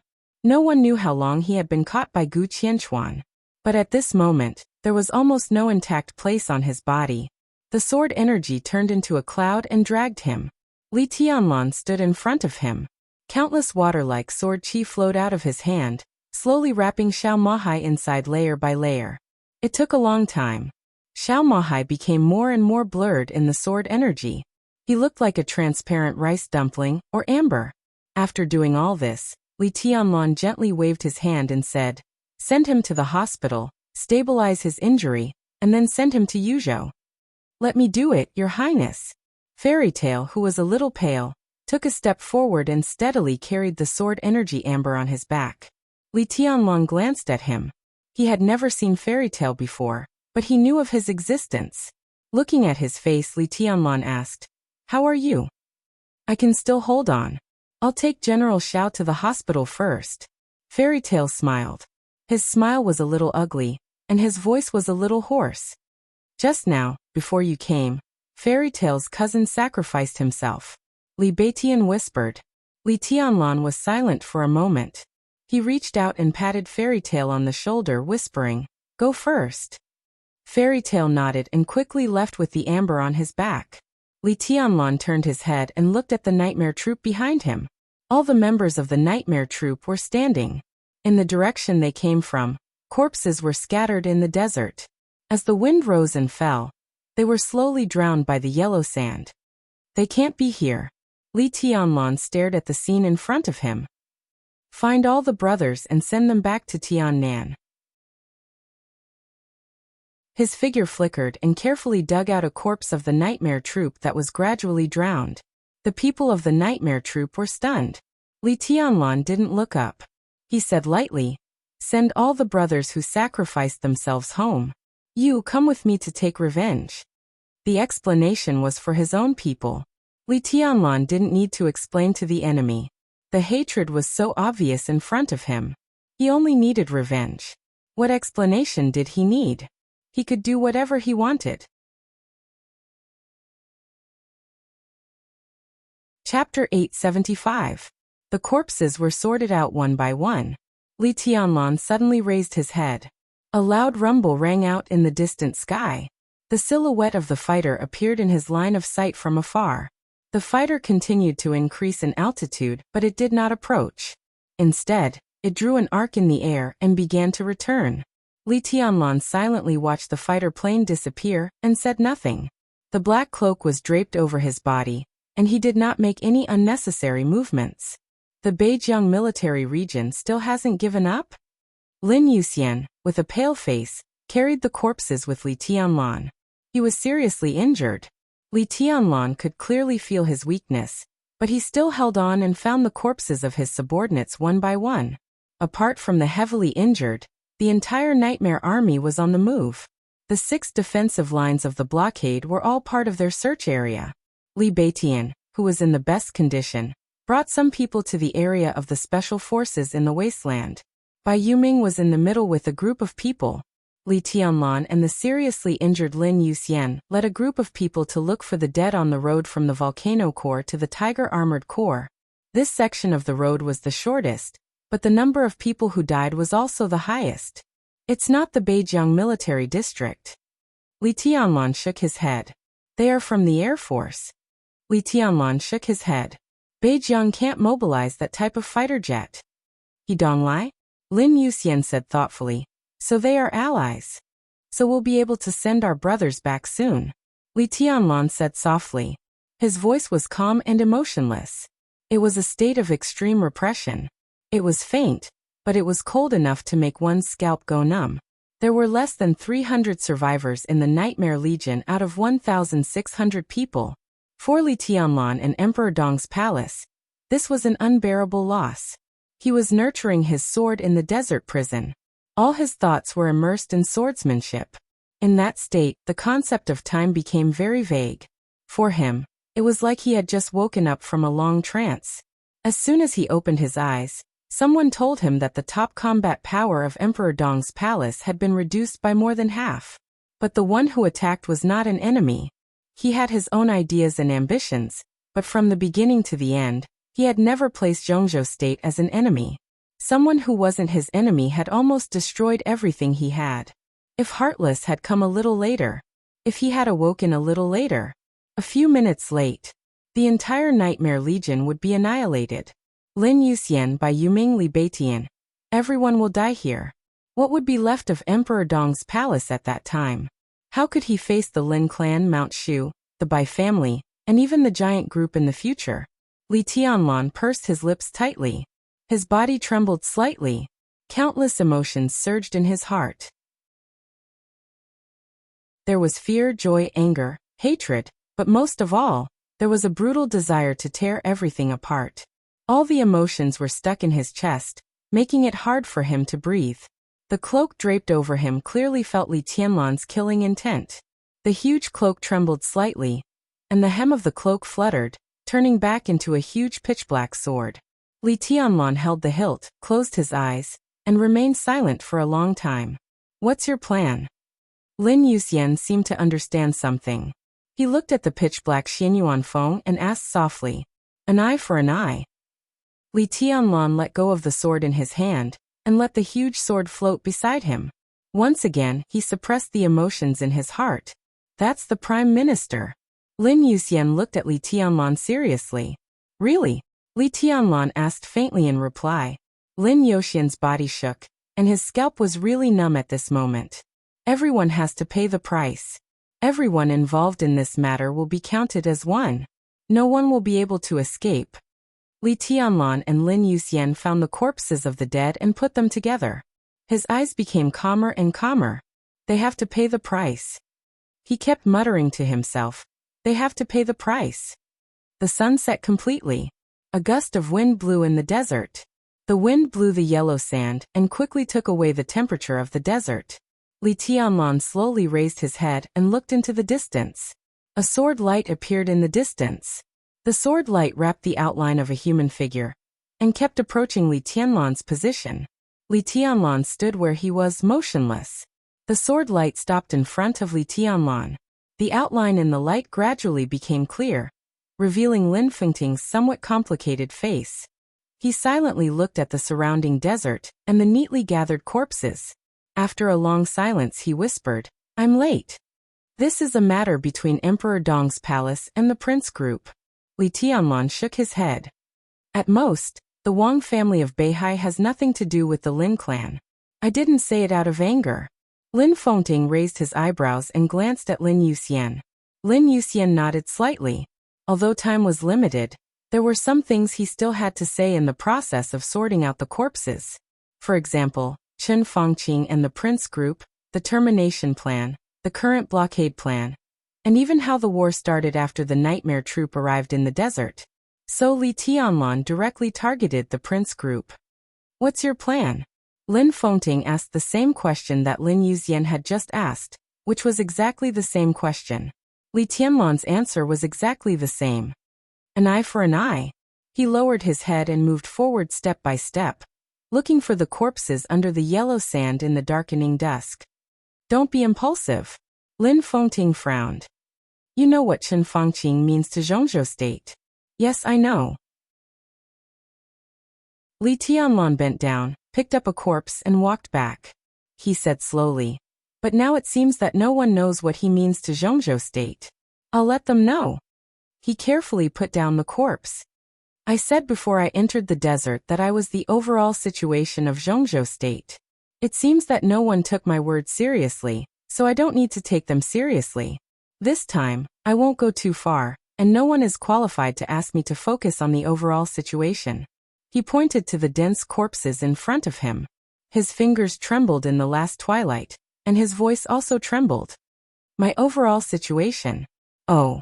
My overall situation was broken by them. Lin Fengting looked at Li Tianlan's trembling fingers and was silent for a while. Then he whispered, "The dark world has been a little chaotic recently. To some extent, it seems to have something to do with the Prince Group. This time, the Prince Group can use at least 5 invincible realm experts to target Beihai and Emperor Dong's palace. You know what I mean? 5 invincible realm experts?" Li Tianlan's voice was a little indifferent. "I'm talking about at least." Lin Fengting's tone was serious. "How many invincible realm experts can there be in the entire dark world now? This blockade operation is just the beginning. Next, there will be the final battle in Beihai. It's hard for Situt Songyue and Saint to take action in this battle. The Dark Knights are in a mess now. I can't participate in the final battle either. The Wang family of Beihai does have a trump card, but unless you don't participate in the final battle in Beihai, it's very likely that you will face at least 5 or even more invincible realm experts alone. But now things have developed to this point. If you don't stand on Beihai's side, it's impossible to replace Kunlun City. It has nothing to do with what I'm going to do." Li Tianlan said blandly, "Whether I do it or not, the final battle in Beihai will happen eventually. There will be many invincible realm experts. If there are only 5 invincible realm experts, I can deal with them." "Because of Ruthless?" Lin Fengting gestured to Xian Yuanfeng, who was floating beside Li Tianlan. "If you join forces with it, you can indeed deal with 5 invincible realm experts. In Ruthless' current state, you can even deal with double the number. But how long can Ruthless last in this state? In other words, if Ruthless can't stay with you, what can you do to deal with them?" "I didn't say it." Li Tianlan looked at Lin Fengting. "I mean 5 invincible realm experts. I can deal with them." Lin Fengting, Lin Yuxian. "Invincible realm." Li Tianlan looked at Lin Fengting. "You're also afraid of death." The father and son looked at Li Tianlan in a daze and couldn't speak for a while. "What realm are you in now?" Lin Fengting took a deep breath. He seemed to feel a little ridiculous, and his tone was full of disbelief. "Invincible realm? No." Li Tianlan said quietly. The night slowly enveloped the desert. Li Tianlan raised his hand and snapped his fingers. An extremely gentle light appeared in the darkness. The light jumped in his hand and instantly covered the desert with a radius of hundreds of meters. The light was like thunder, like flames, and like pure sword light. In the light, Li Tianlan looked at Lin Fengting. "It doesn't matter whether I'm in the invincible realm or not," he said blandly. "The important thing is that even if I don't enter the invincible realm, I'm invincible in the dark world now." "Not in the invincible realm, but in the invincible realm." Lin Fengting felt the light around him and the sword energy around him, and his face changed little by little. Li Tianlan didn't hide any details. The light in front of him was soft. But with Lin Fengting's realm, he could naturally see the abnormality. He could feel the state of this sword energy. He could also feel Li Tianlan's state at the moment when he made his move. His face kept changing, extremely complicated, and finally turned into undisguised admiration. "Amazing," he said softly. "Heresy." Li Tianlan shook his head. Lin Fengting laughed. He really didn't expect that Li Tianlan would take such a path during the time when he kept the sword in the desert. At his age, he was destined not to enter the invincible realm. Therefore, the path before him was undoubtedly the best one. "Heresy is also a path," he said softly. Li Tianlan didn't speak. His eyes crossed the desert and looked at the night sky in the distance. In silence, his eyes were full of blood light. Chapter 876. The movement of the Nightmare Legion was not fast, nor could it be. It was not easy to find more than 1,000 corpses in a 40-kilometer battle line. And as time passed, the elites who had been sacrificed at the beginning had been completely buried by the yellow sand, making the search even more difficult. The most important thing was manpower.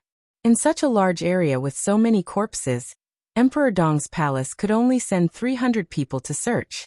Lin Fengting stared blankly at the increasing number of corpses in front of him. The Nightmare Army was the main force in breaking through the blockade. To be exact, his son, Lin Yuxian, was the leader. All the orders were issued by Lin Yuxian. That included giving up on sorting out their comrades' corpses. He did not feel that the Nightmare Army was cold-blooded and did not care about the corpses of their comrades.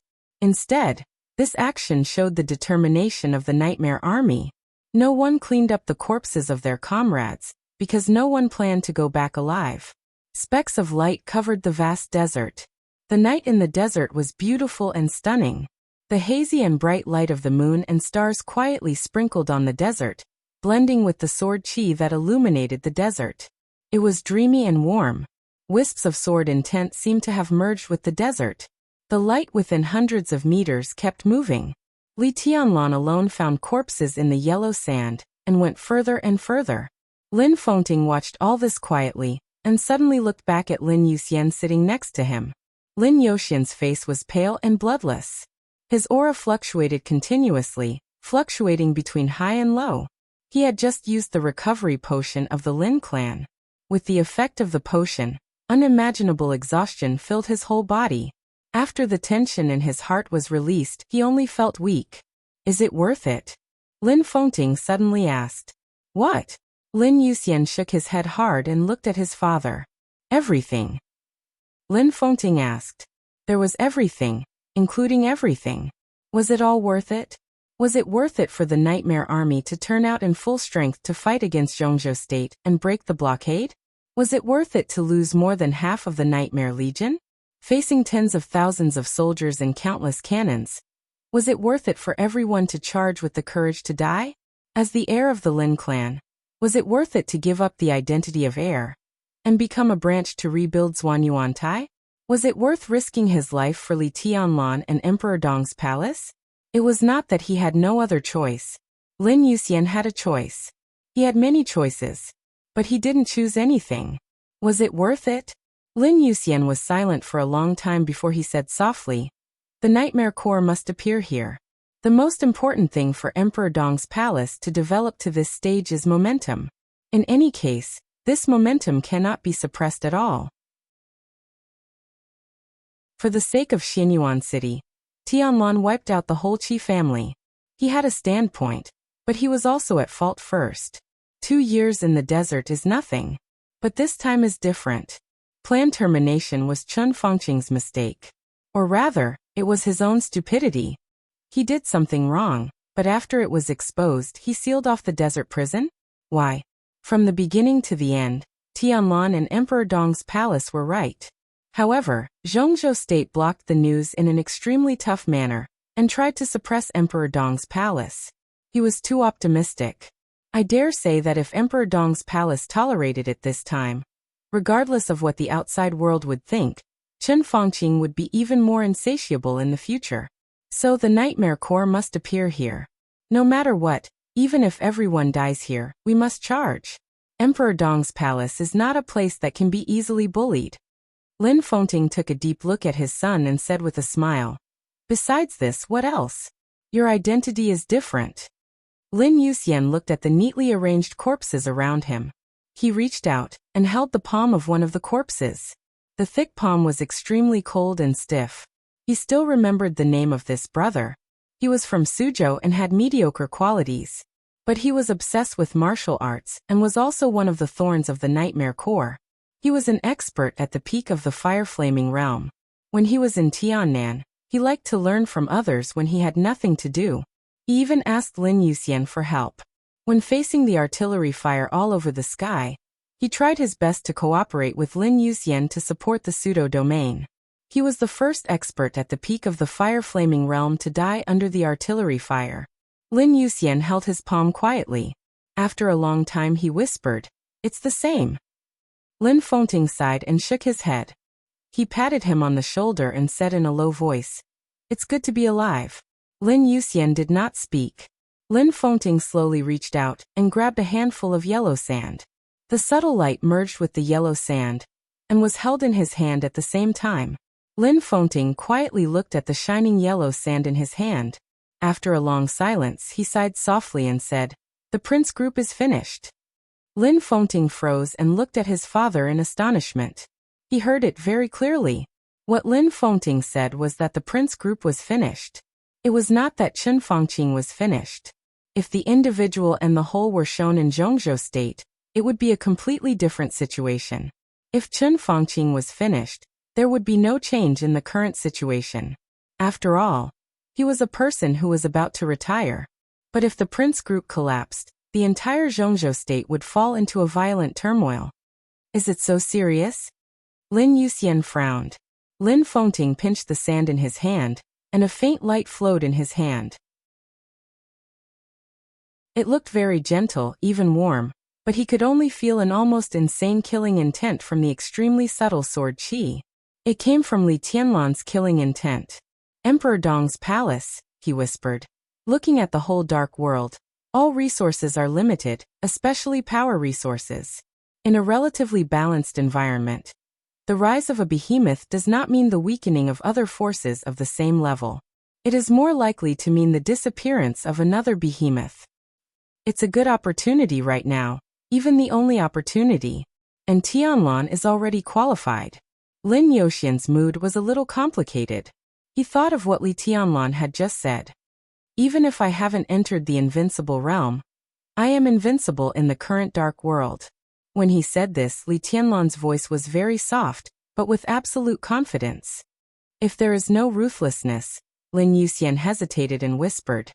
To what extent can Tianlan do? He believed that Li Tianlan could indeed defeat everyone in the dark world with Xianyuan Feng, especially in the current state of Xianyuan Feng. The sword that tore the sky just now was enough to explain the problem. That kind of extremely powerful sword energy could sweep across the entire dark world, without Li Tianlan's help. In this state, Xianyuan Feng was ruthless. But he could not always be ruthless. Xianyuan Feng was Xianyuan Feng. No matter how many murderous weapons were combined, in essence, Xianyuan Feng was always a murderous weapon. It could also be said to be a life, but it was a life supported by endless energy. On the other hand, the energy that Xianyuan Feng needed would take a long time to accumulate. Now ruthlessness was a murderous weapon that had been fully charged. It could burst out the power to destroy the world at any time. Compared with other murderous weapons, the only difference was that it was more complete and could use its power more rationally. When other murderous weapons opened fire, they would completely burst out the accumulated energy. But ruthlessness was a murderous weapon that could continue to burst out. But no matter how much it continued to burst out, its energy was limited. The sword just now was destined to consume a lot of ruthlessness's energy, and part of this energy would be made up by setting Sunday. But anyway, as long as ruthlessness burst out, it was impossible to achieve a real balance. It would also fall into silence. After all the energy was used up, it would continue to replenish energy. At that time, ruthlessness would still have a will, but without energy, it was just Xianyuan Feng, just a sword. Li Tianlan could sweep the dark world with ruthlessness. But after sweeping the dark world, ruthlessness became Xianyuan Feng. And Li Tianlan was still Li Tianlan. How strong was Li Tianlan now without the help of external objects? Lin Yuxian smiled and said, before he entered the desert, there was a saying in the dark world. With the 13-story building, he was the #1 expert in the dark world besides me. But that was the sword formation of the 13-story building. What if there was no sword formation? Lin Yuxian frowned. Why don't you ask yourself how strong you will be without a sword? Or how strong you will be if you lose your hands? Lin Fengting laughed. He reached out and touched his son's head. The 13-story building is a sword formation and also a sword, but it can't be said to be an external object. In the final analysis, the so-called external object is ruthlessness after it has accumulated enough energy. Without energy, the 13-story building and Xianyuan Feng are cold weapons, just like the sword in your hand. The sword formation of the 13-story building is not important. The important thing is that Tianlan can use it. It is his own understanding and kendo to drive the 13-story building. It is his own ability and his own sword formation. Of course, it can also be regarded as his own combat capability. In other words, if you ask me how strong I am now, do you want to ask me how strong I am without the 24 moves of sword? Lin Yuxian scratched his head. Lin Fengting turned to look at Li Tianlan's back, narrowed his eyes and whispered, During this time he can be said to be cultivating swords in the desert prison, but to be exact he is studying the sword formation of the 13-story building and finding the most suitable method. Now the sword formation of the 13-story building can be said to be his own sword formation. If Lin Yuxian was a little hesitant. He shook his head, changed the direction, and asked directly, "Dad, is he your opponent now?" Lin Fengting narrowed his eyes and thought seriously for a long time. His expression was a little dignified. He slowly shook his head and said, "It's hard to say." The word hard to say could represent many things, but the most intuitive meaning was that Lin Fengting was not sure. Lin Yuxian took a deep breath, opened his eyes wide, and looked at Li Tianlan. It was not until this moment that he really understood Li Tianlan's current level. He smiled bitterly and muttered to himself, "How is this possible?" He was not arrogant, nor did he belittle himself. Lin Yuxian always felt that no matter who he compared with, he would not be too bad. Even if Li Tianlan had led him a lot in terms of combat capability, the actual distance between the two would not be too far. But now, the extremely clear facts were in front of him. Li Tianlan's level had far exceeded the younger generation, and was even infinitely close to his father. How did he do it? "You are no longer in the invincible realm." Lin Yuxian's tone was a little excited. Lin Fengting was indeed seriously injured now, but he had officially broken through the peak of the invincible realm, and was only half a step away from the supreme realm. And Li Tianlan had not yet entered the invincible realm. How was this possible? "Are you hit?" Lin Fengting looked at Lin Yuxian with a faint smile. Lin Yuxian was muddle-headed and shook his head with a bitter smile.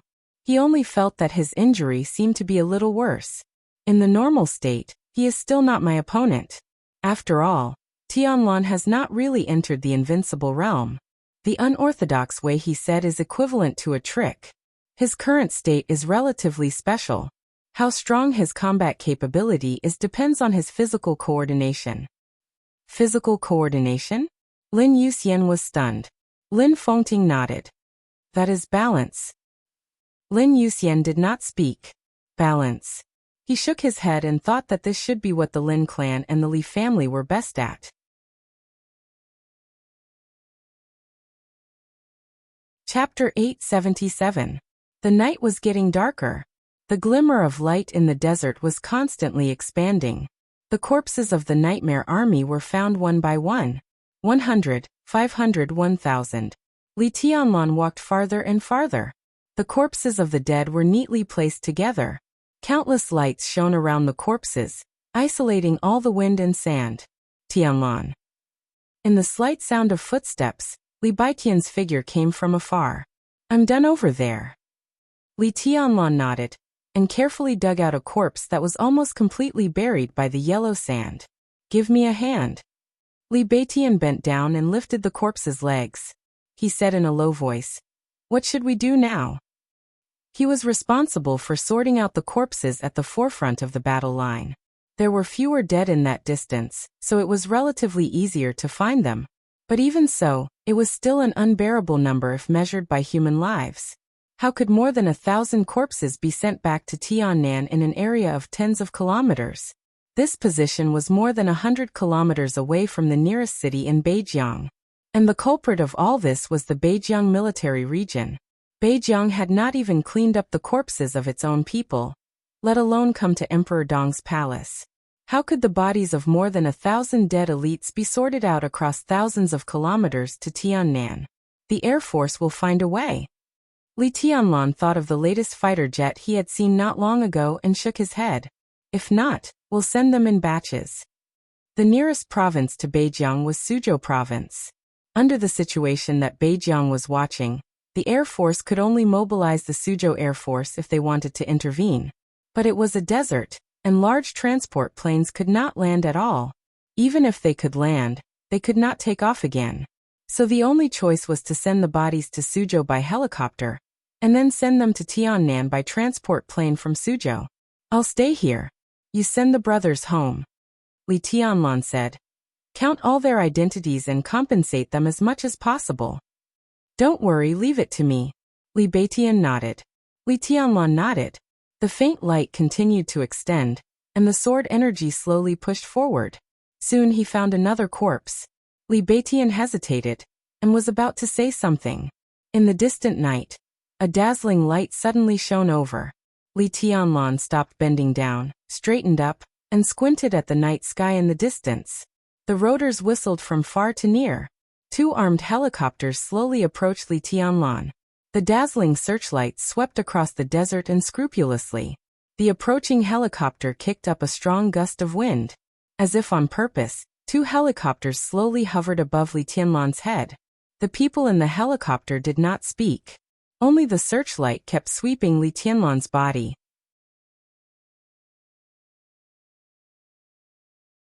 The lieutenant general's eyes flickered, and then he sneered. "Well, your highness is really domineering, but don't forget your own position."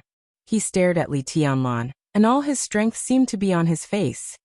The Beijiang military region held a large-scale confrontation maneuver in the desert. The nightmare troop of Emperor Dong's palace inexplicably ran to the desert prison and launched a war against us. Tens of thousands of soldiers of Beijiang stained the desert with their blood.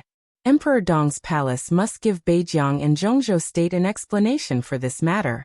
As a prisoner of the desert prison, you actually left the range of the desert prison. Li Tianlan, you must also give Zhongzhou state an explanation for this matter. His Highness Gu Qianchuan was inspecting the scene of the maneuver, but he was directly killed by you. The invincible realm is the pillar of the country. Your behavior is equivalent to treason. He looked at Li Tianlan with no expression. Less than 200 kilometers away from you, the Beijiang Airbird missile base is monitoring everything here. Li Tianlan, tell me who ordered you to do all this, and then get back to the desert prison. This is your last chance. Li Tianlan did not speak. Li Beitian, who stood beside Li Tianlan, opened his eyes wide and was stunned for a moment. Confrontation maneuver? Did your family use live ammunition in the confrontation maneuver? When the Nightmare Corps arrived in the desert, it was the Huangsha Corps who took the initiative to open fire. Did you say that the Nightmare Corps initiated the war? Obviously, the other party came here at this time not only to test Li Tianlan's attitude after the blockade action. What else did they want to do? Li Beiqian's heart was cold, but the anger deep in his heart suddenly rushed up. He couldn't help taking a step forward and directly cursed. You motherf ***. Li Tianlan reached out and stopped Li Beitian. He looked at the lieutenant general in front of him quietly and laughed softly. I really don't know who gave you the courage to stand here, Li Tianlan said softly. His voice was as soft as the wind, with an extremely cold aura that seemed to blow into people's bones. Is it Chen Fangqing? Is it Huang Tong? Or is it your so-called missile base? The lieutenant general's face changed. He resisted the urge to take a step back and said in a deep voice, You'd better know what you're talking about. Do you really want to commit treason? Thousands of soldiers of Emperor Dong's palace are now lying in the desert. Who is responsible? The army of Beijiang killed them, and now you want me to bear the consequences? What are you going to do with all those military medals? Lieutenant General? Swagger? Or do you want to tell me that you're the hero of Zhongzhou State, and I dare not kill you?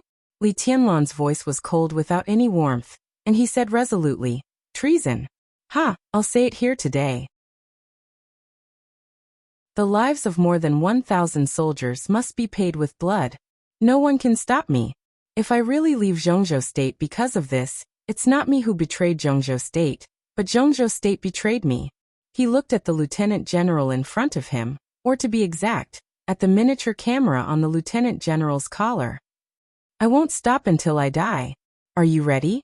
He grabbed a corner of his cloak with his hand and suddenly pulled it. In an instant, an unimaginably bright sword light appeared over the desert. With Li Tianlan as the center, the sword light quickly stretched out in the night sky. A rainbow appeared under the night sky of the desert. The colorful rainbow crossed the desert in an instant and appeared at the missile base 200 kilometers away. The sword light was like a rainbow. Fast. It was incredibly fast. The extremely bright light exploded in the center of the missile base almost as soon as Li Tianlan raised his palm. There was a loud bang. The earth shook and the mountains shook. It was deafening. The raging fire suddenly enveloped everything. The entire base exploded from the ground to the ground. The strong fire swept everything in the base, the buildings, the turf, the garden, the vehicles, and the soldiers. Everything was completely shattered in the explosion. The mushroom cloud rose into the night sky. The violent explosion affected the nearby cities, and the whole city was shaking slightly. Li Tianlan put down his palm. The rainbow disappeared. A black windbreaker reappeared on Li Tianlan's body. What did you do? You. The lieutenant general's face was pale. The almost earth-shattering explosion could be vaguely heard even here. He finally couldn't help but take a step back. Li Tianlan crooked his finger. A special encrypted mobile phone flew out of the lieutenant general's pocket. Li Tianlan picked up the phone, lowered his head, and dialed a number. The phone was quickly connected, and a cold voice sounded. "This is Dongqing Wudi. Minister, it's me," Li Tianlan said. On the military plane, Dongqing Wudi froze for a moment and looked at the display. "Tianlan? Is Qian Guoqiang with you?" Li Tianlan didn't know who Qian Guoqiang was, but it must be the name of the lieutenant general in front of him. He said slowly, "I have a request for the aftermath of the war in the desert." "Go ahead," Dongqing Wudi said calmly. "Every soldier who died in the battle in Emperor Dong's palace should become a martyr recognized by Zhongzhou state," Li Tianlan said calmly. "No problem," Dongqing Wudi answered without hesitation. Li Tianlan was silent for a moment and said again, "You didn't understand what I meant." Dongqing Wudi hummed, and seemed to be confused. Then he fell silent. He might not understand at first. But after Li Tianlan emphasized it again, he naturally understood. The victims of Emperor Dong's palace should become martyrs of Zhongzhou state. The tens of thousands of Beijiang soldiers who died in the desert could not be regarded as martyrs. If this matter was determined in this way, it was self-evident what it meant. They deserve it. Li Tianlan said lightly. This was what he said from the bottom of his heart. Maybe those people were right. But Li Tianlan couldn't stand in the shoes of others to consider the problem. He had his own standpoint, and from his standpoint, those people deserved it. "I see." Dongqing Wudi was silent for a long time before he said in a low voice, "Wait for me in the desert. I'm already on my way." Li Tianlan said no more and silently hung up the phone. The mobile phone in his hand silently turned into extremely tiny pieces. Li Tianlan looked up at the lieutenant general who had just swaggered in front of him, narrowed his eyes and whispered, "Do you have any last words?"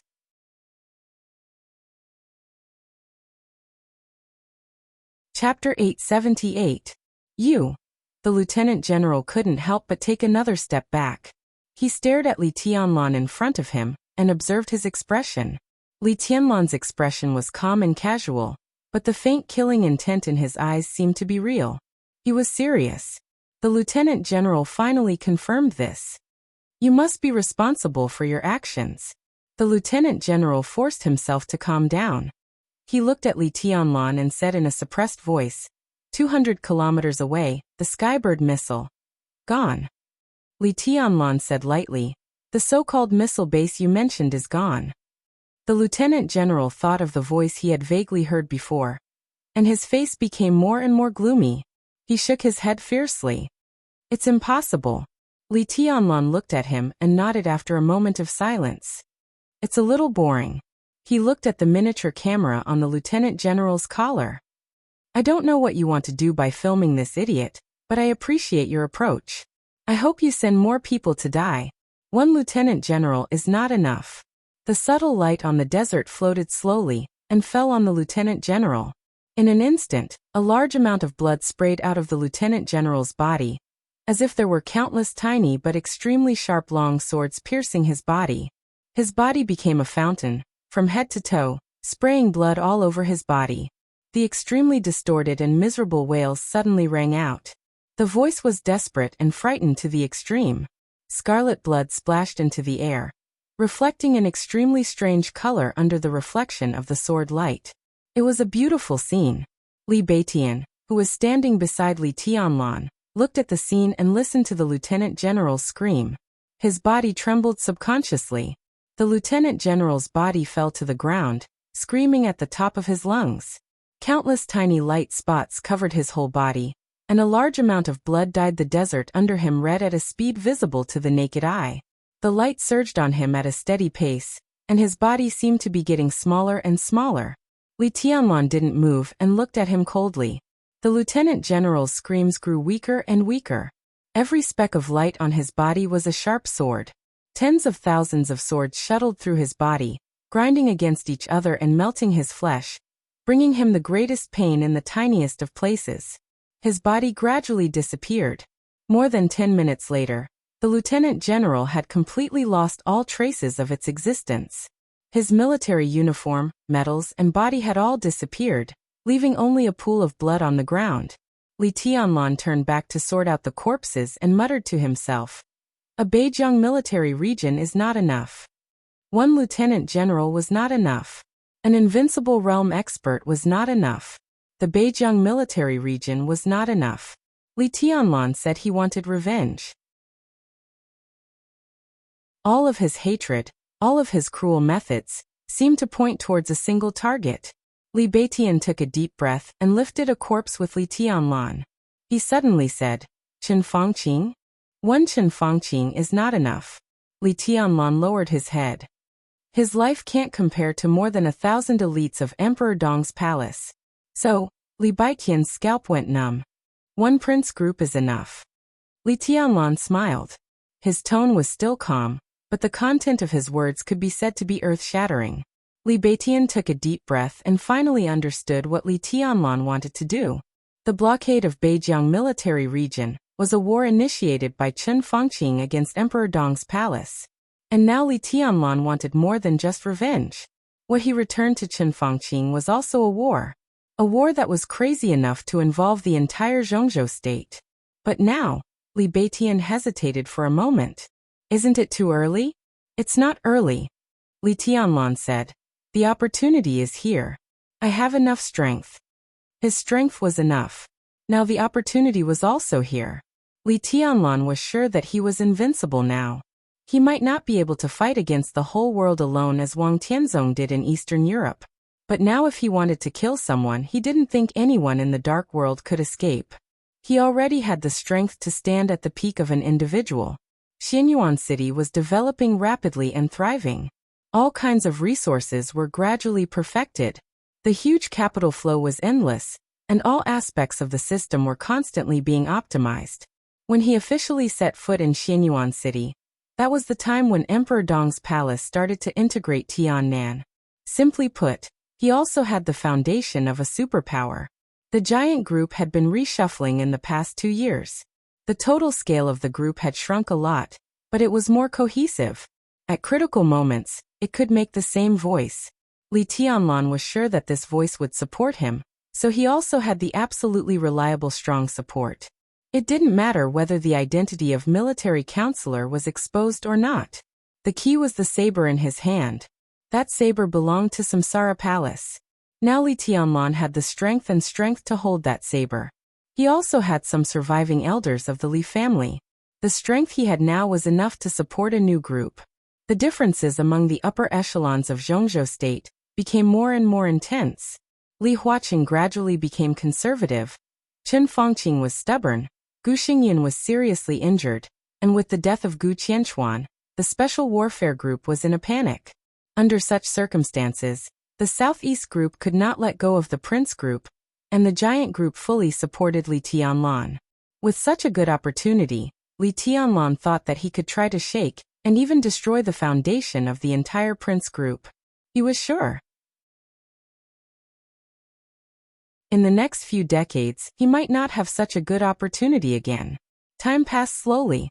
All the corpses of the dead in Emperor Dong's palace were gradually sorted out. When Bai Yuming, who was in charge of the middle part of the battlefield, came to Li Tianlan's side, the roar of the helicopter rotors sounded at the same time. In the distant night, a dense group of helicopters gradually approached and began to gradually descend from a very far place. 10, 20, 30, 2 squadrons of helicopters slowly landed in the desert. The door of the leading helicopter was pulled open.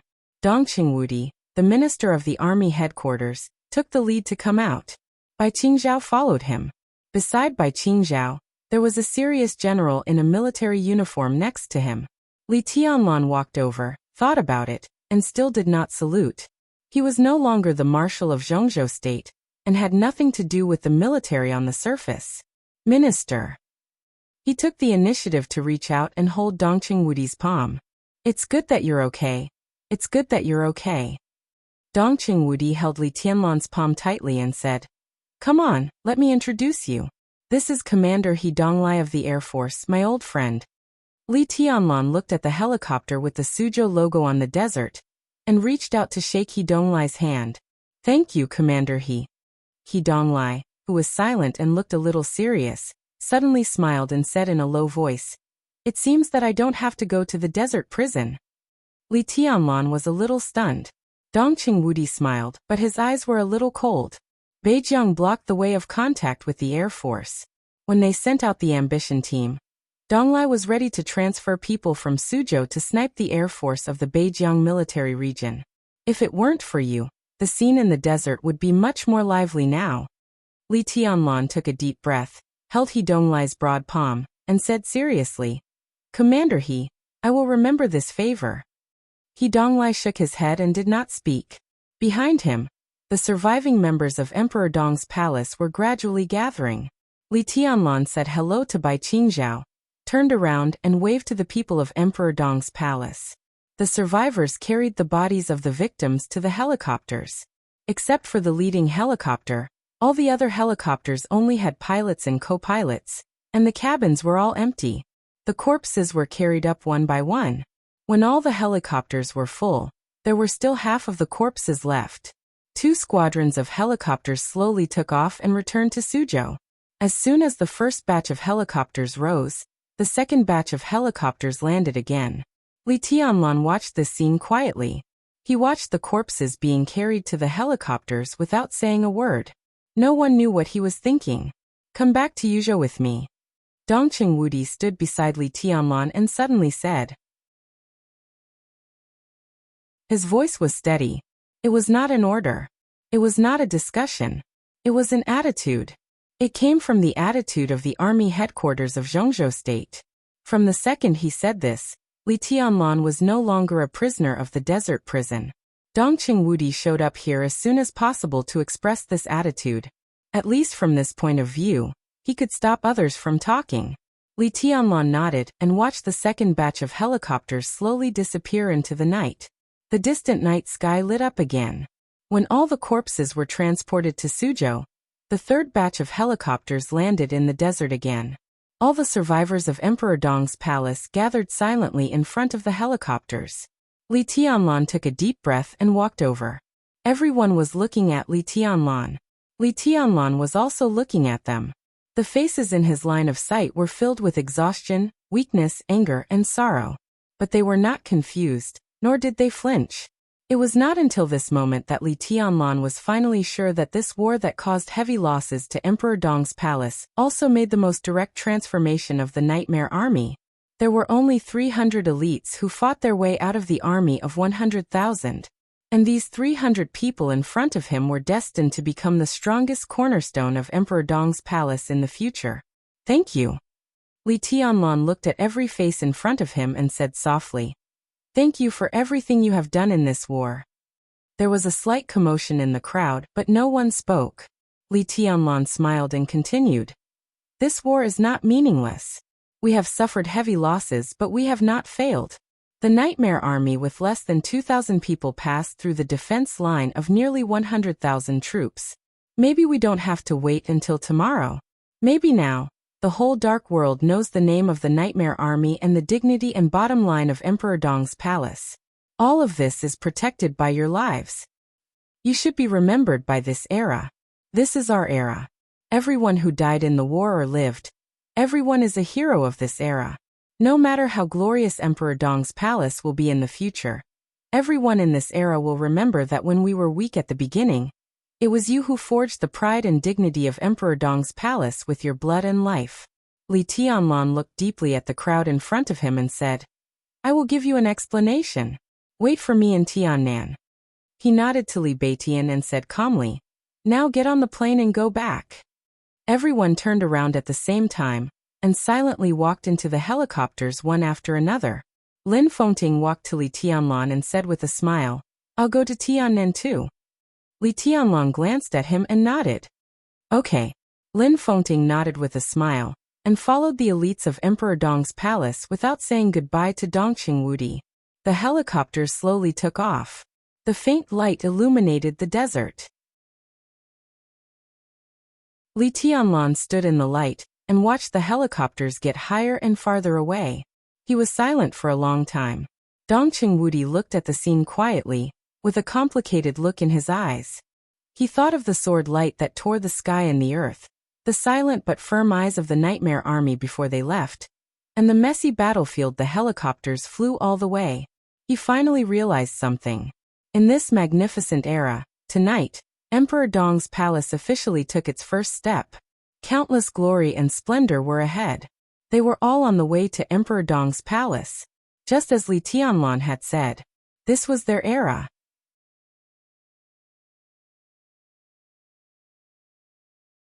Chapter 879. When Chen Fengqing walked into Li Huaqing's office, Li Huaqing had just turned off the video in the office, cut off the satellite signal, and was going to rest. Recently, Zhongzhou State had been troubled. The exposure of the termination plan had caused too many chain reactions, and the action of blocking the desert had pushed everything to the point of no return. Li Huaqing's heart was always tense, waiting for a result. As a result, the Nightmare Legion suffered heavy losses. Tens of thousands of troops in Beijiang were buried with the result of almost being wiped out. At the same time, Li Tianlan's earth-shattering sword came. It was hard to say whether this result was what Li Huaqing wanted. But whether he wanted it or not, at least it was a result. A result that could not be changed. Li Huaqing's heart relaxed. The exhaustion all over his body made him appear muddle-headed. He drank the tasteless strong tea in front of him, stood up, and reached out to turn off the desk lamp in front of the desk. "President." A middle-aged secretary walked over with a respectful expression. Li Huaqing glanced at him. The secretary looked at the tired Li Huaqing, hesitated and told the truth. "The Prime Minister is outside." Li Huaqing was silent for a while, took out a cigarette, lit it, took a deep breath, and said, "Invite him in." The desk lamp was turned off. He turned on the light in the office, poured himself a glass of water, and sat on the sofa in silence. In the sound of heavy footsteps, Chen Fengqing walked in slowly. He seemed to feel that there was no need to hide anything. His calm face looked a little gloomy. Li Huaqing held the cigarette and said nothing. Chen Fengqing sat opposite Li Huaqing and also said nothing. A cigarette slowly burned out. Li Huaqing picked up the teacup and drank some water. He looked at Chen Fengqing, who still had no intention of speaking, and said flatly, "Obviously your plan failed." Chen Fengqing suddenly clenched his fists. The news just came that the airborne bird missile base in Beijiang was destroyed. All the weapons, equipment, base construction, and more than 300 soldiers and some researchers in the base all died. Chen Fengqing said each word, gritting his teeth. "So." Li Huaqing was calm. Chen Fengqing suddenly broke out. He jumped up and roared. "He's committing treason. He is the enemy of Zhongzhou State, and he is provoking its dignity. Ambition Team, Fierce Tiger Armored Corps, Airborne Bird Missile Base, the 43rd Army Gu Qianchuan. These are all Li Tianlan's responsibility. He didn't care about Zhongzhou State at all. He only cared about himself and Emperor Dong's palace. He dares to do this now. What about 10 years later? If he dares to do this now, will he? If he really became the so-called Heavenly Son, would Zhongzhou State become his slaughterhouse? If he really becomes the so-called son of Li Huaqing will said. Li Huaqing rubbed his forehead, feeling a headache coming on. "What do you mean by that?" "I Tianlan, Li Fun, Li Tianlan," I said. "Back." Chen Fengqing said seriously. "He has almost no scruples in doing things. If he continues to grow, he will be even more dangerous than the Wang family of Beihai. Such a person must not be left alive. I suggest that we immediately recall Minister Dongqing Wudi and kill him in the desert at all costs." "You can do that." Li Huaqing quietly looked at Chen Fengqing. After a long time he nodded. "You can do it now. In fact, you've already done it, but you didn't succeed. I don't deny my failure. Chen Fangqing also lit a cigarette and took a big drag. But it is because of this failure that we can see Li Tianlan's true colors. I need your support. Impossible. Without any hesitation, Li Huaqing said decisively. Looking at Chen Fangqing's ugly expression, he took a deep breath and said in a low voice, I support you? If I support you now, I will start a civil war. Prime Minister, you should calm down. Don't you think it's messy enough? Chen Fangqing was silent for a while, and seemed to be thinking about the wording. When he was about to speak, Li Huaqing continued. You can't convince me. No matter what the reason is, Prime Minister, our cooperation is not like this. I still say that I can understand your behavior, but I don't agree with your approach. There are many possibilities for Zhongzhou State in the future, but if I agree to support you now, it will be a disaster for Zhongzhou State now. I personally think that you should stop this series of actions. How to deal with the aftermath is the most important thing you should consider. Chen Fangqing suddenly stood up with a livid face. Li Huaqing lowered his head quietly and drank some water. Chen Fangqing said no more, and left the president's office without saying a word. The secretary, who was already past work time, respectfully sent Chen Fangqing out. Looking at the direction he left, the secretary frowned slightly and returned to the president's office. President. The secretary glanced at Li Huaqing and stopped talking. Say it. Li Huaqing smiled. The prime minister seems to have gone to Tian'an Pavilion. The secretary said softly. The location of Tian'an Pavilion in the Hidden Dragon Sea and Chen Fangqing's residence was the opposite. There was also a director of Zhongzhou State, Zhou Yunhai, the leader of the North Group, living there. Li Huaqing narrowed his eyes and shook his head.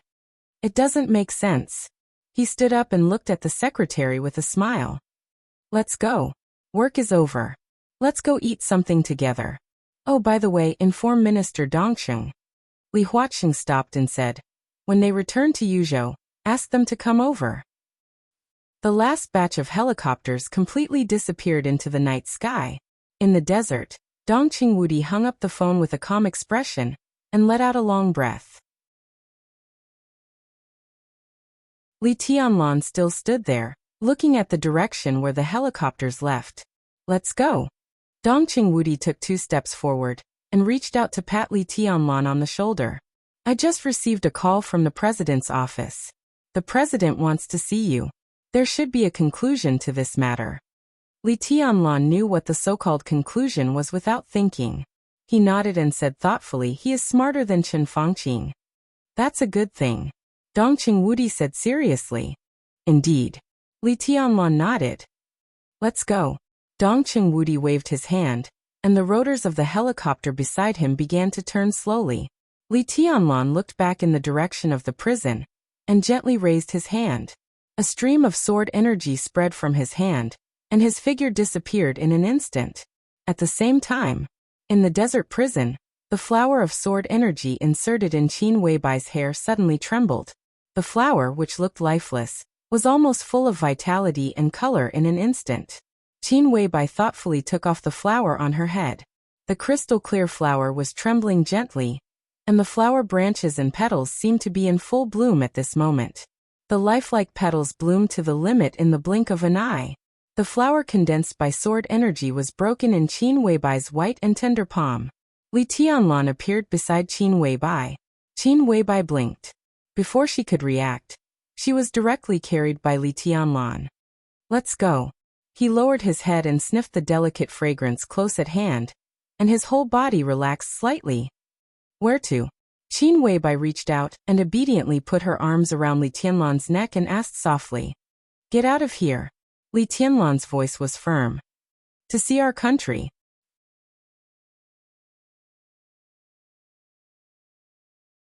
Chapter 880. The living room of the warmly and luxuriously decorated villa shone with all kinds of lights and shadows. The lights in the living room were dimmed. On the huge projection screen that almost occupied the entire wall, all kinds of pictures kept flickering. Yellow sand fluttered in the air. An explosion of raging flames. Domineering sword light. His Majesty sat on the sofa and watched these pictures. He had been silent for a long time. Jiang Guochu sat on the sofa on the other side with a solemn face. From time to time, he glanced in the direction of His Majesty with undisguised curiosity. On the screen was the picture of the Desert War. From beginning to end. It sounded like nothing, but in fact it was shocking enough. The Jiang family of South America naturally had its own information channels in Zhongzhou State. Not only the Jiang family of South America, but also Jifeng Sword Training School in East Island had its own pawns that had been operating for many years. But unsurprisingly, they couldn't get any video images about the Desert War at all. It was said that those who were qualified to pay attention to the Desert War could be regarded as leaders of Zhongzhou State. In terms of authority, they had reached the level of Zhongzhou State councillors. Under normal circumstances, it was impossible for countries and forces in the world to cultivate their pawns to such a level. But His Majesty could directly watch everything about the Desert War, including all the details. What did this mean? And this kind of watching was not the video that was obtained afterward. The picture on the screen was a little delayed, but there was no doubt that it was a real live broadcast. This also meant that His Majesty had at least one councillor's connections in Zhongzhou State, and he had enough influence to let this councillor bear all the risks for him. For the Jiang family of South America, this news was even more important than the shocking sword stroke in the video. Your Majesty, Moraid suddenly called out. In the middle of the sofa, His Majesty gave a faint and watched the sword stroke in the video over and over again. The Desert War was over. But he kept playing the picture of that moment, over and over again. What should we do now? Moraid's tone was a little hesitant. The operation of the alliance of several forces to infiltrate Beihai had reached the final stage. The final battle was imminent, and the whole dark world was waiting for the result. But now Li Tianlan left the desert directly. The minister of the army headquarters personally took him back to Yuzhou. This attitude could not be more obvious. What was worse was that Li Tianlan might have stood by and watched the game between Zhongzhou State and Beihai. But after the blockade, Li Tianlan and Beihai would definitely join hands. Whether it was the termination plan, the blockade action, or the large number of elites of the Nightmare Troop who died in the desert, Li Tianlan and Qin Fangqing were destined to be irreconcilable enemies. This kind of personal grudge was magnified countless times at the most critical moment. Not to mention how Li Tianlan would retaliate against Qin Fangqing. At least now the more Qin Fangqing wanted to do something, the less likely Li Tianlan would let him do it. The 100,000-strong army moved majestically, but the blockade did not last more than 2 days. They expected the blockade to last at least half a month. The time difference meant too many things. Moraid didn't know whether to say that the Beijiang military region was incompetent, or that Emperor Dong's palace was too strong. In short, the result was there.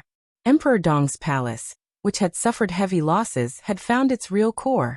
In the next decisive battle in North Sea, they would also face Li Tianlan, and even face that sword. Moraid couldn't block that sword. He didn't want to find any reason or excuse, and there was no need. He really couldn't block it. He was now only half a step away from the peak of the invincible realm.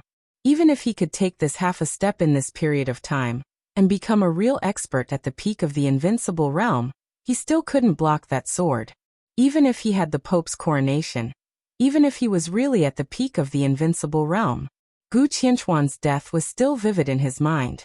Moraid could be sure that at that moment, no matter if it was Gu Qianchuan or other experts at the peak of the invincible realm, as long as they stood in that position and faced that sword light, there would be no possibility of survival. Are you afraid?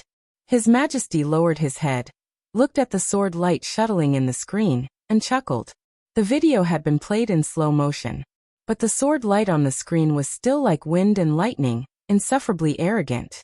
I can't block this sword strike. Moraid said seriously. He was talking about the sword strike on the screen. The power of this sword strike was not as good as the eternal sword strike that injured the Chosen One in Eastern Europe. It was also not as good as the sword strike that the unidentified Chosen One made against Mount Dibbing about a year ago. But in terms of scene, this sword strike could be said to be the most gorgeous. This sword flew thousands of miles, rushed through mountains, rivers, and seas, tore up the ambitious team, the steel torrent, and tens of thousands of troops. After its power continued to weaken, it still killed Gu Qianchuan, who was holding a murderous weapon, in a flash. It could still kill someone at the peak of the invincible realm. Moraid couldn't block this sword strike from a distance. If it was a sword strike at a close distance, he couldn't block it. If you can't block it, then you can't block it. You don't need to block it. His Majesty's voice was gentle. And the state of this sword is a bit special. It can be regarded as a murderous weapon. Its power will only get weaker and weaker. It is not as terrible as you think. At this stage, in my opinion, Li Tianlan is the most terrible. Moraid wanted to say something, but stopped on second thought. His Majesty seemed to know what he wanted to ask. He glanced at him and said quietly, "The final battle will continue. If this sword strike really appears on the battlefield, I will deal with it." His tone was flat and casual. Thinking of His Majesty's strange domain, Moraid calmed down slightly. His Majesty's finger gently slid across the screen, and the sword strike was played back again, tearing apart heaven and earth, moving forward with indomitable will. His Majesty's eyes were fixed on the sword light. The curve of his mouth was still there, but his eyes were full of disgust. Little by little, the pain that seemed to come from the depths of his memory gradually spread all over his body. His body trembled subconsciously, as if there were countless sword energy penetrating his body. The vague clouds and starlight shrouded him. He closed his eyes, smiled a little ferociously, and murmured, "Wuqing, it's been a long time." The sword light was reflected in the eyes of many people. His Majesty watched it again. Wang Shengxiao was also watching it. For anyone who aspired to the end of martial arts, that sword light could be regarded as the most beautiful scenery in the world. His Majesty's eyes were full of disgust, but Wang Shengxiao's eyes were full of appreciation. That kind of look was not surprise or shock, but pure appreciation. It was undisguised, unreserved, and with a little excitement. Phoenix sat next to him, and could clearly see the emotions in her nephew's eyes. To be exact, it was as if he was looking at something that belonged to him and expressing his joy. "You want that sword?" Phoenix said slowly. It was not a question. It was a statement without any emotional ups and downs. "That was my sword in the first place." Wang Shengxiao turned to look at her and said with a soft smile, "Or it is the sword of the Wang family of Beihai, the invincible sword in the world, strong beyond imagination." When did the sword of the Wang family of Beihai recognize an outsider as its master? Phoenix's voice was a little sarcastic. Wang Shengxiao didn't care. He seemed to have adapted to this aunt's cynicism toward the Wang family of Beihai. He looked at the screen quietly and said calmly, "It doesn't matter. What matters is that it will return to the Wang family of Beihai and become the foundation of the Wang family of Beihai's continued glory." "You are no match for Li Tianlan," Phoenix said calmly. "Far from it. You should know this yourself, so you want to take the sword. Where does your confidence come from?" "I'm not taking the sword." Wang Shengxiao shook his head, and his voice was a little stubborn. "That is the sword of the Wang family of Beihai. Now it should just go home." "Li Tianlan won't think so. If the invincible sword really goes to Beihai, do you think Li Tianlan will let you go?" Phoenix sneered. "Does Li Tianlan's attitude matter? What matters is that I have the right to take back what belongs to the Wang family of Beihai." Wang Shengxiao's voice was a little cold. He looked at the sword light on the screen and narrowed his eyes tightly. "With this sword, I can sweep the world. What can Li Tianlan do if he is not satisfied? You are courting death." Phoenix sat up straight and said seriously, "Don't worry." Wang Shengxiao laughed. "Aunt, Li Tianlan is not an enemy. The ownership of Xianyuan Feng is not decided by Li Tianlan, nor by me. Its only result is to become a divine weapon of the Wang family of Beihai. As for Emperor Dong's palace, we will give enough compensation." "What kind of compensation do you think can satisfy Li Tianlan's appetite?" Phoenix shook her head. Wang Shengxiao was silent for a while, and then said quietly, "A group." He paused and continued, "A supergroup that can compete with the Southeast group."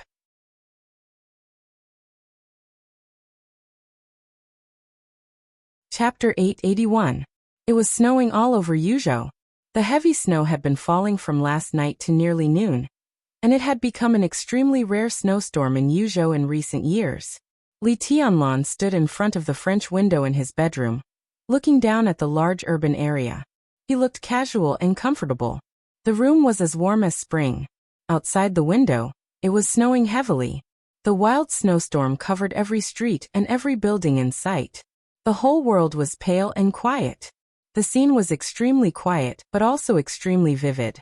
Li Tianlan closed his eyes subconsciously. He had returned to Yuzhou last night, but he did not go to Prince Yang's mansion or the Bai family's manor. Instead, he chose a hotel on Chang'an Street. It was not that he treated Dongqing Wudi as an outsider. Prince Yang's mansion was originally his and Dongqing Rushi's wedding house. The Bai family chose the site, and the Dongqing family paid for it. But now Dongqing Rushi was unconscious in Tiannan. If he lived there with Qin Weibai, he always felt that it was a little inappropriate. It was even more inappropriate to live in the Bai family. Qin Weibai also had a property in Yuzhou, but no one had cleaned it for a long time. In addition, Li Tianlan was going to the Hidden Dragon Sea today, so he simply found a hotel nearby to stay. From Beijiang to Yuzhou, it was thousands of miles away in one night. It seemed very unusual. But for Li Tianlan, it was a completely different world. In the desert, he was pure and quiet. He didn't need to think too much about anything. The only thing he needed to pursue was his own swordsmanship. And in Yuzhou, he was the palace lord of Emperor Dong's palace, the Emperor Dong of the Dark World. The desert war had ended. The Beijiang military region and Emperor Dong's palace had tasted the bitter fruit that they didn't want to taste at all. The cruel reality was in front of him. Li Tianlan could already control his emotions, but he seemed to be still immersed in the state of raising swords in the desert, so that he still felt a little uncomfortable when he came to Yuzhou from the desert. He found it difficult to adapt to his current perspective of the world. It was an indescribable feeling. During Li Tianlan's 2 years in the desert, there had always been rumors in the dark world that he was the #1 expert in the dark world after Lin Fengting. Li Tianlan knew this. He wasn't sure if he felt pressure or how much pressure he felt, but it was undeniable that he had been making progress in the past 2 years. When he was about to break through the invincible realm, his progress in all aspects was limited to a certain height because of his body. Moreover, because he hadn't fought with anyone, he couldn't even tell how much he had improved. That year, Li Tianlan was less than 25 years old. It was really difficult for his body to support him officially entering the domain of the invincible realm. Therefore, in the process of nurturing the sword, he chose another direction of martial arts.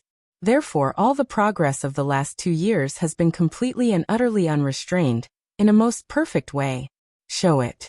The muddle-headed Li Tianlan didn't feel anything. However, when Xian Yuanfeng entered the desert, when he became completely clear-minded and restrained his killing intent for the time being, when he returned to Yuzhou province and completely recovered his composure, he finally realized that something was different.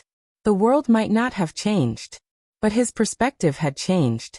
It was a kind of change that he had never thought of before. To be exact, it was a perspective of truly standing at the peak of personal strength in the dark world. Everything in sight. Snow filled the sky, skyscrapers, dense streets, surging traffic, and a boundless world. All of this became extremely fragile in his eyes. It was so fragile that he could easily destroy everything with a flick of his finger. This feeling made Li Tianlan feel novel and scared. He had almost been suppressing his desire to destroy and fight, so that he could control himself to stand here quietly. The flying snowflakes hit the French windows, making a soft sound. The breeze blew through the falling snow, and all the sounds seemed to be infinitely magnified. His perception was almost extremely sharp. Li Tianlan shook his head hard, turned around, and quietly closed the curtains. On the bed, Qin Weibai gently turned over, made a lazy sound, and opened her eyes. "Why are you awake?" Li Tianlan sat on the edge of the bed and touched her hair. Qin Weibai shook her head and rolled her eyes at Li Tianlan. Her eyes were a little hazy and blurred. The pair of eyes that seemed to be always cold and indifferent were soft, enchanting, and captivating. She wrapped herself in a snow-white velvet quilt, put her white and tender arms on Li Tianlan's palm, and whispered, "Hug me."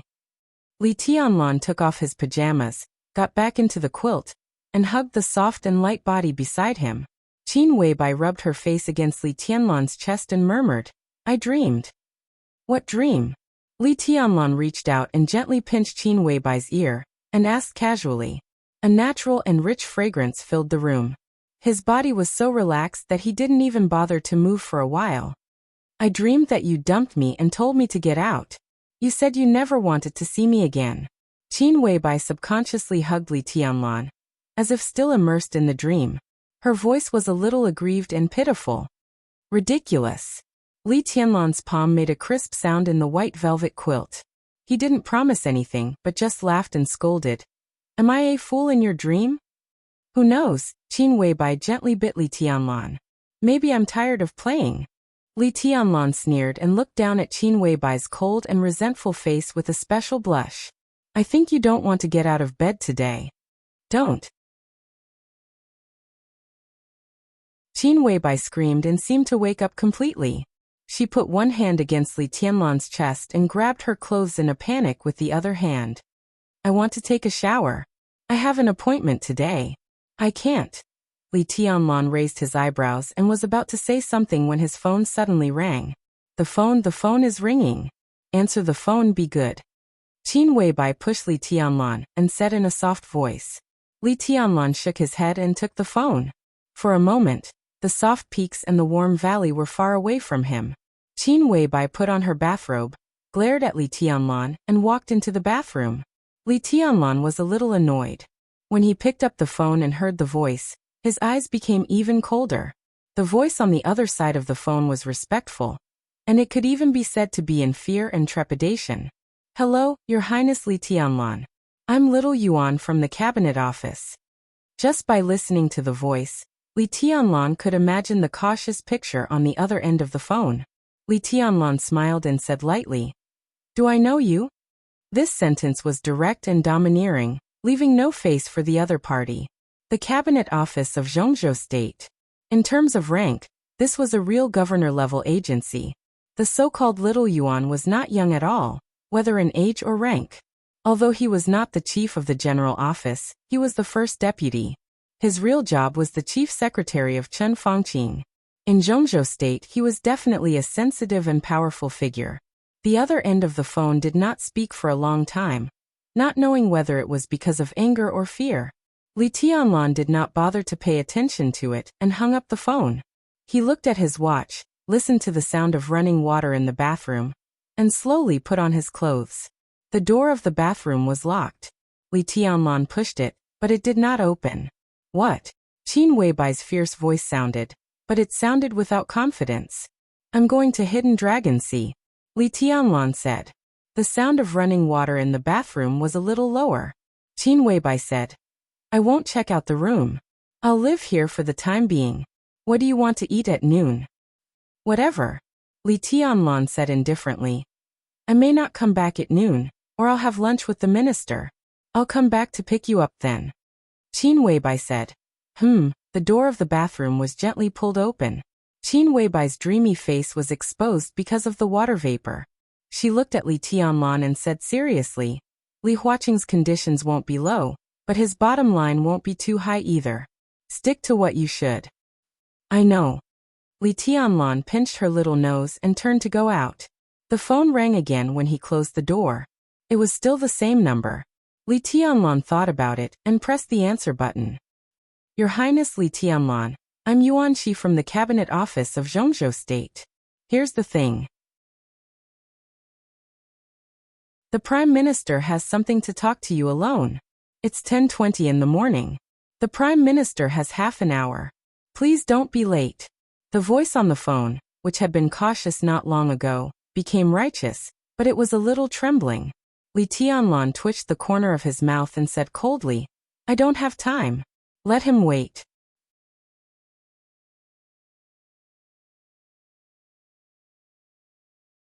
Chapter 882. Ma Si sat quietly in the lobby of the hotel and looked down at his watch from time to time. He casually responded to the flattery of the hotel general manager with a nervous expression. The hotel had been cordoned off an hour ago. The lobby was quiet and seemed a little cold. A few essential staff members stood carefully at their posts, occasionally sneaking glances at their boss. They didn't know Ma Si, but looking at the cautious attitude of their boss, even a fool knew that this seemingly strange middle-aged man was absolutely a big shot. However, such a big shot would also wait for someone, and he had been waiting for nearly half an hour, which made everyone curious. The hotel general manager, who had been carefully accompanying Ma Si, was even more curious. He was curious and a little afraid. Yuzhou was full of high-ranking officials and people with great power. Ma Si's rank was far from the highest in Yuzhou, but looking at the whole Zhongzhou state, there were few people who were qualified to make Ma Si wait here without any temper. The first deputy director of the Zhongzhou State Office of Public Affairs. With this identity, there was no need to say anything at all. It was not the Zhongzhou State Cabinet Office of Public Affairs, nor the Zhongzhou State Army Headquarters Office. It was simply the Zhongzhou State Office of Public Affairs, an institution at the level of a counselor. The so-called first deputy director could be said to be the first secretary of Zhongzhou State. How many people in the whole Zhongzhou State were qualified to make him wait here? The first secretary of the president. The hotel general manager had carefully recalled many times, but he couldn't remember which immortal came to his hotel. Director Ma, do you need to rush him? You are so busy every day so. The boss smiled and was careful. He naturally knew that the person who could make Ma Si wait here must have a powerful background, but at least he should express his attitude.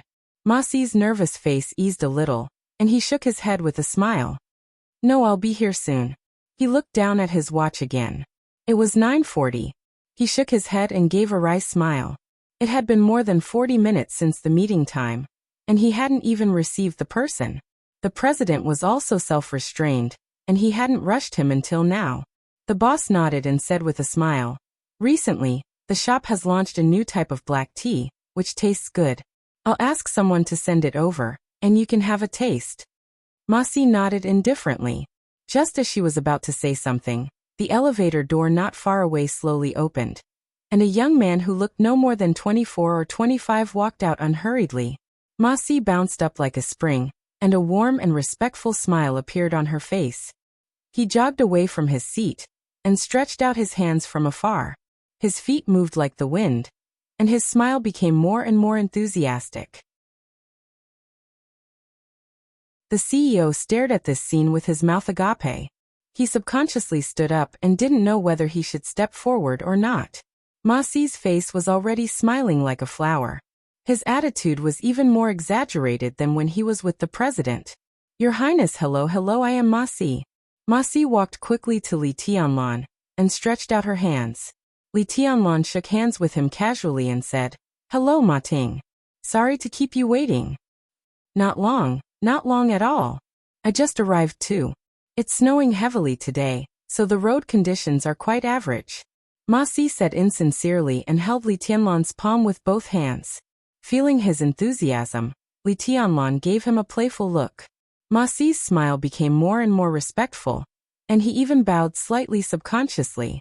His position might not be at the core, but there was no doubt that he was the person who could see the core clearly.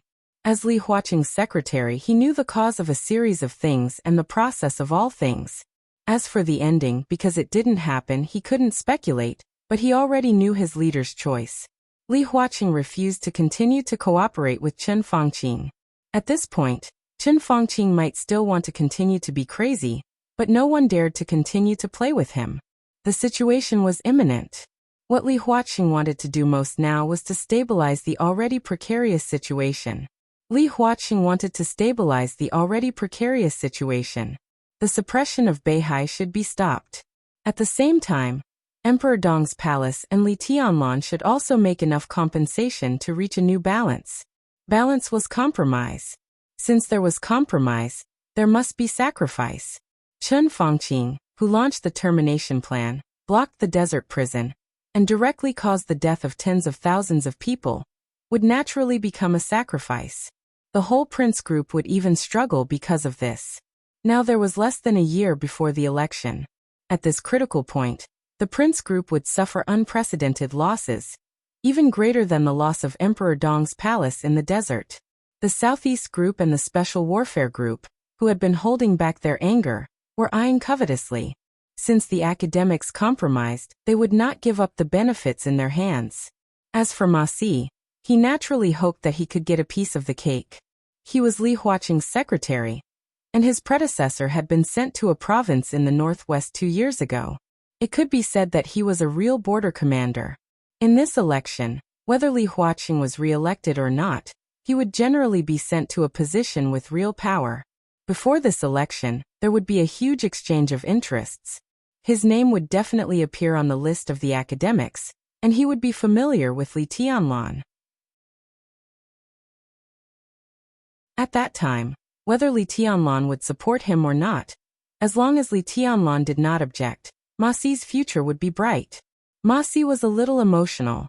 He looked at Li Tianlan with full awe in his eyes. Today this young man, who was less than 25 years old, was really important in Zhongzhou State. The Li family, the Tiannan Freedom Corps, Sai City, the Giant Group, the Wang family of Beihai, the Lin clan, and even a part of the power of the Purgatory of Heaven capital. All the winds and clouds gathered on Li Tianlan. Ma Si thought of the lieutenant general in the Beijiang military region, who died in the hands of Li Tianlan. He thought of what Li Tianlan said to the microcamera before the lieutenant general died. That was a sentence that everyone was destined to never forget. If I really leave Zhongzhou State because of this, it is not that I betrayed Zhongzhou State, but that Zhongzhou State betrayed me. If Zhongzhou State does not betray me, I will not betray Zhongzhou State. Li Tianlan might have been reluctant to say this before, but now he had enough qualifications. The combat capability standing at the peak of individual force, the future that could almost unify the dark world in the future, the thriving Emperor Dong's palace, the dense network of relationships, combining all these, Zhongzhou State had to consider the consequences of losing Li Tianlan. It was not a question of whether it could bear it. It was a question of whether it was willing to bear it. If Emperor Dong's palace and Li Tianlan did not break through the blockade of the desert prison, it might be another story. But now Li Tianlan appeared in Yuzhou. In order to stabilize the new balance, Zhongzhou State must give Li Tianlan an explanation. Even the entire prince group had to give him an explanation. Ma Si's body trembled. Thinking of the coming wind and rain, his scalp was numb, and his whole body was trembling. Don't be nervous. Li Tianlan narrowed his eyes. Let's go now. Don't let the president wait too long. Yes, your highness is right.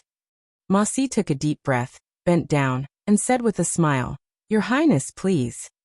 Li Tianlan nodded and walked in front of him, as if it was a matter of course. The boss of the hotel stood there and wanted to go forward, but he did not dare. His body was stiff, and he bent down subconsciously, feeling a little embarrassed. Your Highness, this is the general manager of the hotel. If you have any requirements, you can tell him. Ma Si introduced him with a smile in a low voice. Your Highness? What kind of strange title is this? The boss was at a loss for a moment. Li Tianlan glanced at him and nodded. My wife likes the red bean cake here very much. Yes, Your Highness. I'll arrange for it to be delivered to Madam immediately. The CEO nodded subconsciously. Li Tianlan nodded, turned around, and walked out of the hotel lobby. The CEO remained. He bent over until Li Tianlan and Ma Si walked out of the hotel. Then he straightened up a little and wiped the cold sweat on his forehead. He did not know who this highness was, but this person's aura was too sharp. He looked ordinary, but standing in front of him, he almost couldn't breathe. It was not until his figure completely disappeared that the CEO suddenly remembered that because he was too nervous, he did not even introduce himself. It was snowing outside the hotel. Ma Si walked down the stairs of the hotel, took a few quick steps, and personally opened the door of the car with a red flag with a special license plate. Li Tianlan sat inside and looked at the wind and snow outside the window in silence. The hotel was not far from the hidden Dragon Sea. Ma Si carefully chatted with Li Tianlan for a while, and found that Li Tianlan was not in the mood to chat, so he turned on the stereo in the car. Before the music was finished, the car had slowly entered the hidden Dragon Sea. The hidden Dragon Sea was covered with silver, but the road had been cleared. The car stopped in front of Jinqiu Pavilion.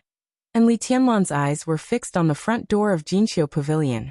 Li Huaqing was standing there with an easygoing smile, and seemed to be enjoying the snow. Whether it was enjoying the snow or something else, he stood here at this time, which could be said to give Li Tianlan enough face. Ma Si quickly opened the door for Li Tianlan. Li Tianlan took a deep breath and walked out of the car. Tianlan is here. Li Huaqing smiled gently and waved to Li Tianlan. President. Li Tianlan nodded and looked seriously at the old man who seemed to leave a way out for himself at any time. His voice was a little cold. President, you are in a good mood. Li Huaqing laughed and walked over with a cigarette. The snow fell on him and dyed him with a faint layer of white. Li Tianlan raised his eyebrows slightly, and a sword in tint appeared beside him. As soft as the wind, it swept the white snow on Li Huaqing. It doesn't matter. Li Huaqing walked to Li Tianlan and took a drag of the cigarette. He looked up at the white snow in the air and said meaningfully, "This snow is very clean." Li Tianlan looked at him quietly and did not speak. Walk with me. Li Huaqing patted Li Tianlan on the shoulder and stepped forward. Let's have a casual chat and have lunch together. Li Tianlan followed Li Huaqing and said flatly, I'm not here to have a casual chat. Well. Li Huaqing nodded and smiled. Then what do you want to talk about? About Zhongzhou State. Li Tianlan looked at Li Huaqing. I don't know if I am qualified. Li Huaqing was silent for a while and said softly, I remember you said 2 years ago that you are the overall situation of Zhongzhou State. I said it before I went to the desert. Li Tianlan said flatly. You said that I would be qualified to say this after I came out.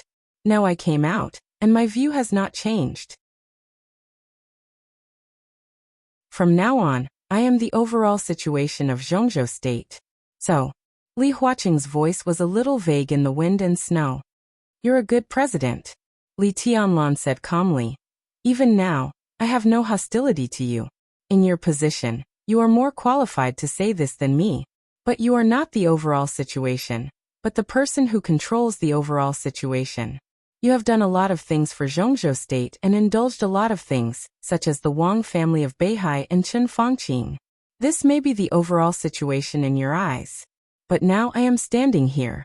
In the future, Zhongzhou State should also take me as the most important. His voice paused, and his tone became extremely tough. This is not a discussion. This is my request. The person who controls the overall situation. Li Huaqing was silent for a long time before he laughed softly. His tone was a little complicated, and the question was extremely sharp. He looked into Li Tianlan's eyes and asked directly, Can I control you? Li Tianlan's voice was as calm as water, without any ups and downs. He said something he had said before. Zhongzhou State does not betray me, and I will not betray Zhongzhou State.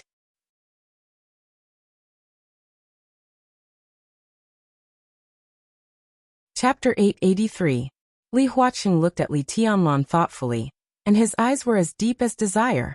He had heard this sentence before. Li Tianlan said it in Eastern Europe, and it soon reached his ears. At that time, Li Tianlan said it reluctantly. But now he really had this qualification. That was the problem. It was not a question of whether Li Tianlan could say it or not, but whether he had this qualification. There were many reasons for love, but it was absolutely impossible to let it down. From an individual's standpoint, everyone was very patriotic, but the premise of patriotism was that the country everyone loved had never let him down. Countless policies, constantly promoted reforms, and public opinion propaganda were like rays of light, radiating to all parts of the country. Everyone's life was getting better and better, and the country was getting better and better. This virtuous cycle led to the prosperity of Zhongzhou State today. For the vast majority of Zhongzhou State people, the country might owe something, but it would never let anyone down. Ordinary people were the same. So was Li Tianlan. He now stood at a high place, and had the qualification to stand at a high place. Naturally, he also had the qualification to ask Zhongzhou State not to let him down. Whether he betrayed Zhongzhou State or Zhongzhou State betrayed him, when the follow-up effects continued to ferment, it would evolve into a disaster that swept the entire Zhongzhou State. He had too many things. Behind him also represented too many things. just like what he said himself. From now on, he was the overall situation of Zhongzhou State. Li Huaqing was the president of Zhongzhou State, and the most qualified person to represent Zhongzhou State. Li Tianlan repeated this sentence again in front of him, and the meaning was already very obvious. You don't let me down, and I won't let you down. To put it bluntly, you have to support me this time. Li Tianlan's expression did not change at all. The two were less than 2 meters apart. Through the wind and snow, Li Huaqing could clearly feel the other party's fierce and almost tough attitude. It was like flying snow in winter falling on his face, with a slight tingling. The Prime Minister is really too impulsive. Li Huaqing was silent for a while and said softly. Li Tianlan turned his head and glanced at him. The other party's voice was very soft, but he knew very well that this was Li Huaqing's official statement. He had this attitude in private, and when he left Hidden Dragon Sea later, Li Huaqing's statement to the outside world would also be the same. The next turmoil in Zhongzhou State would also start from this sentence. This isn't just impulsive. Li Tianlan said flatly. This is a crime. His so-called impulse directly buried the most elite troops of Emperor Dong's palace in the desert, and tens of thousands of soldiers in the Beijiang military region became souls of the dead. For someone as powerful as him, one decision can easily kill tens of thousands of people. Even if he is the prime minister, he can't bear the consequences of this series of consequences. I don't need to pay for his mistakes. What do you want to do? Li Huaqing declined to comment. A debt of blood must be paid with blood. There's nothing much to say. No matter who it is, they must pay the price. Li Tianlan's voice was as cold as ice. Li Huaqing narrowed his eyes and stopped in his tracks, looking at the hidden ocean in front of him. Under the wind and snow, the surface of the Hidden Dragon Sea was calm. I can ask him to apologize to you, of course, in private, but the cabinet will increase its support for Emperor Dong's palace in the future. In addition, the Prime Minister has been too busy recently. His health isn't very good either, so he can go to the south to recuperate. Xingyang can temporarily take charge of the cabinet's affairs. I believe that Comrade Wu Jingmin can become Xingyang's right-hand man. Li Tianlan glanced at him. He didn't care about private apologies. No matter how humble Chen Fangqing was, it was meaningless. But to increase the support for Emperor Dong's palace, it had to be done. With less than a year to go before the election, asking Chen Fangqing to recuperate in the south was basically equivalent to an early retirement. The second Prime Minister, Hua Zhengyang, was in charge of the cabinet's work, and the Deputy Prime Minister, Wu Jingmin, was further promoted to the second Prime Minister, which was equivalent to a director's position. There was no doubt that this was the offer of the academics, and also an explanation that Zhongzhou State intended to give Li Tianlan. A director's position, this was the most important bargaining chip. Neither Li Huaqing nor Li Tianlan worried about whether these things would become a reality. Not to mention the academics that Li Huaqing completely controlled, and the giant group that fully supported Li Tianlan. Even within the Prince group, dissatisfaction with Chen Fangqing had reached the limit after the blockade operation failed. This failure not only put Chen Fangqing's position in jeopardy, but also the leaders of the Prince group were psychologically prepared for the great loss of vitality of the group. The Prince group just wanted to let this matter pass as soon as possible and reach a new balance, so it was impossible for them to oppose Wu Jingmin. Therefore, in Li Huaqing's words, although the director's position was an important bargaining chip, the focus was on Hua Zhengyang. This was a deal. Li Huaqing was almost certain to be re-elected, and Hua Zhengyang was the vice prime minister of Zhongzhou State, so he also had one more term. However, it seemed that the academics were no longer satisfied with the position of the vice prime minister. Now they wanted to take this opportunity to promote Hua Zhengyang. Li Tianlan needed the support of the academics. And on the matter of Hua Zhengyang, the academics also needed the support of Li Tianlan and the giant group. Once the academics succeeded, the president and the prime minister of Zhongzhou State would be in the academics, and the academics would enter a period of real strength. Li Tianlan was expressionless and silent. When talking to a leader like Li Huaqing, the other party would not point out a lot of things. If he could not consider any point, he might suffer a loss. To be honest, Li Tianlan was really not used to this kind of communication. He had a headache talking for a while, but at least for the time being, he could not change anything. Li Huaqing quietly waited for Li Tianlan's answer. I don't need his apology. Li Tianlan thought for a long time and said slowly. Li Huaqing frowned slightly and waited patiently for a few seconds to make sure that Li Tianlan had finished what he wanted to say. He just didn't need to apologize. He didn't mention anything about the arrangement of the cabinet. If he didn't mention it, he wouldn't express his position. To be exact, he didn't agree. He didn't agree to let Hua Xingyang control the cabinet. Li Huaqing's eyes gradually became dignified. If it was before, Li Tianlan's will was not important at all. But at this time, if Li Tianlan said no to Hua Xingyang really couldn't do it. The war in the desert was over. Chen Fangqing had been in a desperate situation where there was no retreat. He was bound to fight desperately and use all his means to find some opportunities in the dying struggle.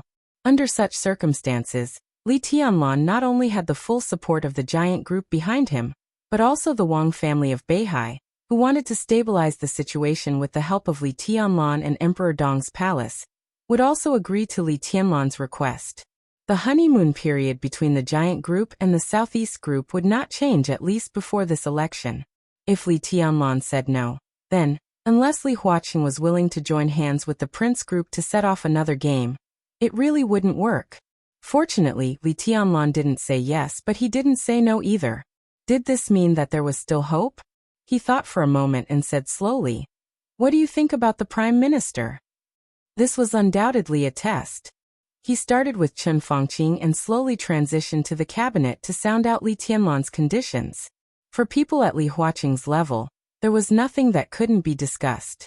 It was nothing more than checks and balances from various perspectives. But Li Tianlan really didn't want Hua Xingyang to control the cabinet. It was impossible for him to agree to this matter. Perhaps in Li Huaqing's view, giving the giant group a director position was already very sincere, but Li Tianlan didn't think so. In Li Huaqing's mind, Wu Jingmin becoming a director was tantamount to adding a heavyweight position to the giant group. The current giant group belonged to Dongqing Wudi. The future belonged to Li Tianlan. All Dongqing Wudi's actions in the past 2 years showed this. But that wasn't what Li Tianlan wanted. What he wanted was a group of his own. There might be a group of people added from the giant group, but what he wanted was a brand new group that belonged to him. One that could help the giant group, but could stand firm in Zhongzhou state on its own. For such a large group, a director position was necessary. In Li Tianlan's mind, the ideal candidate was also Wu Jingmin. Wu Jingmin was the best choice in terms of ability and experience. The only drawback was that he was a little old, and could only serve for one more term. Li Tianlan hoped that Wu Jingmin could take this position, and naturally, he also hoped that he could use this term to formally build the structure of the new group. But if Hua Xingyang controlled the cabinet, and Li Huaqing was the president, Wu Jingmin's pressure could be imagined, and he wouldn't even have much room to play. Li Tianlan absolutely didn't want to see this situation. I don't have any ideas. Li Tianlan shook his head slowly. It was not suitable for him to say too much to Li Huaqing today, and Li Huaqing wouldn't say too much to him either. This game that started 2 years ago had gone on until now. Although the situation was clear, the final result had not appeared. In other words, there were still many variables. The termination plan was exposed, and the desert war came to an end. Li Tianlan reappeared in Yuzhou, which was a stage victory. But no one could say that Chen Fangqing was really on the road to death. After all, the decisive battle in Beihai had not yet begun. If Chen Fangqing defeated the Wang family of Beihai in one fell swoop, the situation would undoubtedly become more complicated. But in the current situation, Chen Fangqing didn't have many chances. It was also because of this that Li Huaqing would meet Li Tianlan. What Li Tianlan needed was Li Huaqing's attitude. And Li Huaqing also gave a clear attitude. For Li Tianlan, this was enough. He still had too many things to consider about what the new group would be like. He looked at the flying snow in front of him and said calmly, "He did something I don't want to see, so I will naturally do something he doesn't want to see." "What is it?" Li Huaqing asked subconsciously. Li Tianlan laughed. In the wind and snow, His smiling face was a little cold and ferocious. His termination plan failed. Do you think my termination plan will succeed?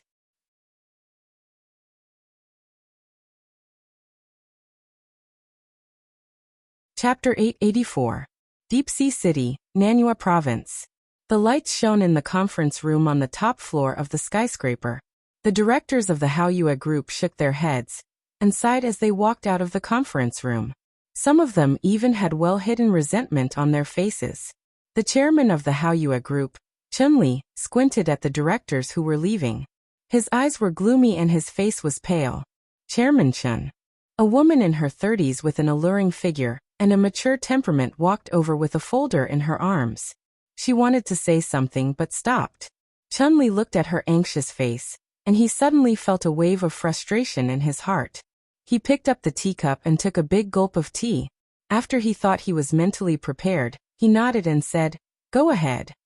There are some problems with the number 6 plot that was auctioned in Deep Sea City. The approval process can't be completed for now." The woman, who was both Chun-Li's personal assistant and mistress, said cautiously, "Don't worry about the approval process. It's his business to start the construction ahead of schedule. I'll find someone to take care of it." Chun-Li waved his hand impatiently. "Okay." The assistant nodded and said softly, 3 hours ago, Malaysian groups stopped their cooperation with us at the same time. One of them has already paid the penalty fee." Malaysian.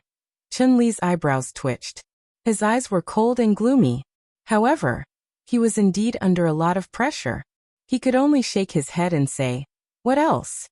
"Many of our subsidiaries were seized in the morning.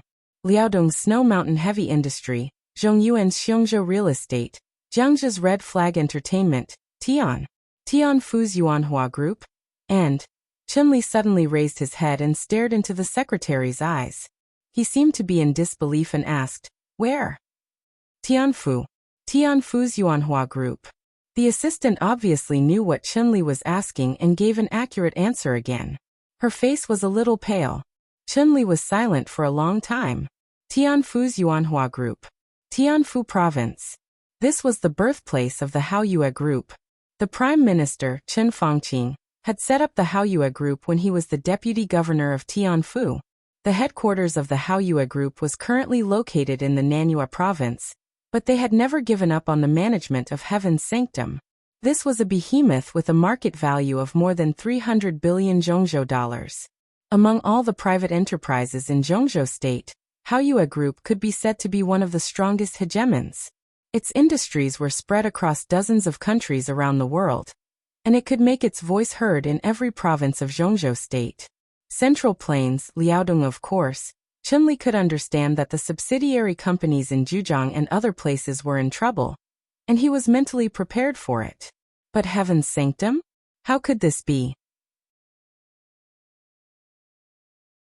The Yuanhua Group was the most important subsidiary of the Haoyue Group in Heaven's Sanctum, as well as a huge source of tax revenue for the entire Heaven's Sanctum.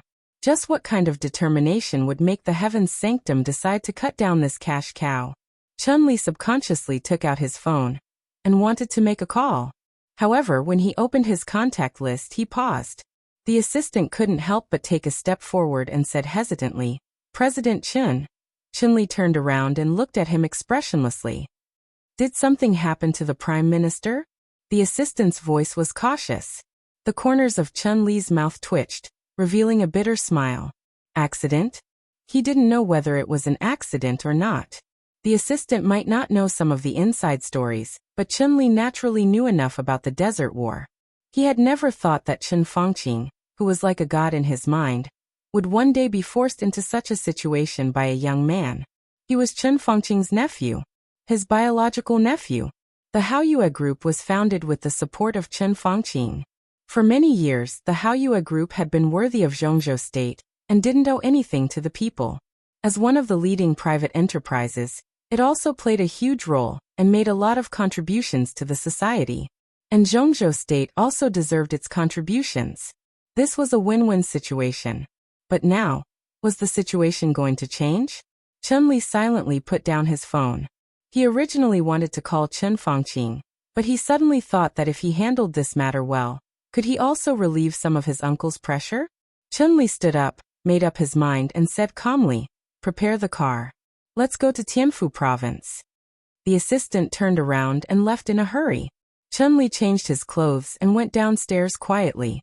Chun-Li's exclusive black Bentley had stopped in front of the group building. Chun-Li sat in the car with the assistant. He unconsciously put one hand on the assistant's slender and elastic thigh in silk stockings, and said calmly, "To the airport." The driver started the car. The car slowly left the Haoyue group building, entered the road, and went straight to the airport expressway. Chun-Li's palm gently slid on the assistant's thigh, and the assistant intimately moved closer to him. Chun-Li closed his eyes and thought about the next situation. The assistant's phone rang. She picked up the phone. After listening to a few words, her charming face suddenly became a little ugly. "Director Chun." She gently twisted her body. "What's wrong?" Chun-Li opened his eyes. But he didn't hear the answer. The assistant's rosy and beautiful little mouth was moving. But all the sounds were completely drowned out in an instant. The ear-piercing whistle occupied all of Chun-Li's hearing. The Bentley passed by the intersection. A truck that was originally waiting for the red light suddenly rushed over at full speed. The engine, which was obviously specially modified, instantly raised the horsepower of the truck to the limit. The ear-piercing whistle roared through the whole street. The truck had reached its limit of speed, and like a mad bull, it directly hit the Bentley. There was a loud bang. The body of the Bentley was completely sent flying in an instant. The huge impact completely deformed the car. The bulletproof car window suddenly shattered, and the car rolled from the air to the ground. The huge truck did not stop at all, and directly ran over the truck in a barbaric and almost brutal way. Blood splattered through the broken windows. The weight of the truck caused the fuel tank to burst. A loud explosion suddenly rang out on the streets of Deep Sea City. Flames soared into the sky. The Bentley and the truck were instantly turned into spare parts in the huge explosion. Huating Jinjiang Commercial Building. A young woman in her early 20s walked out of the gate of the commercial building with a proud look on her face. Behind her, two young men with impeccable height and appearance followed her, one on the left and the other on the right. Each of them was carrying countless bags of various sizes. "Chen Shui, should we eat first?" One of the boys asked cautiously. The woman named Chen Shui was not very beautiful. She was ordinary, but her aura was extremely arrogant. Behind her were two handsome men, who could drive countless girls crazy in any university. Against the backdrop of a lot of luxury goods, she walked in front like a noble palace master, or rather, a powerful queen. Tired? Chen Shui turned the car key in her hand. Looking at the two so-called Prince Charming behind her, a strange light flashed in her eyes. Not tired. The two boys smiled along, but their smiles were a little reserved. "Let's go to Park U." Chen Shui stretched, squinted her eyes and smiled. "I'll eat first and then you can eat. This is your reward. Do you like it?" Almost at the same time, the two boys thought of the big bed in the luxury suite of Park U Hotel. They felt a little awkward, but also a little excited, so they nodded subconsciously. Chen Shui. Her eyes were so moist that they seemed to be dripping water. With a little desire, she turned around and strode forward in her high heels. "Hurry up, or there will be punishment." The two boys started to jog directly. The three of them walked quickly into the underground parking lot. Chen Shui sat in her Mercedes-Benz. The two boys were like bullied wives, squeezing in the back with a pile of luxury goods. The parking lot was very quiet. Chen Shui licked her lips and suddenly said softly, "Do you dare to do it here?" The two boys behind her suddenly breathed heavily. Chen Shui smiled charmingly. "I'm teasing you two fools." She inserted the key, started the car, and stepped on the accelerator. "Let's go." Vroom, the sound of the engine sounded. Boom. A violent explosion suddenly blew up all the cars within a radius of more than 10 meters. The bodyguards near Chen Shui didn't even have time to react.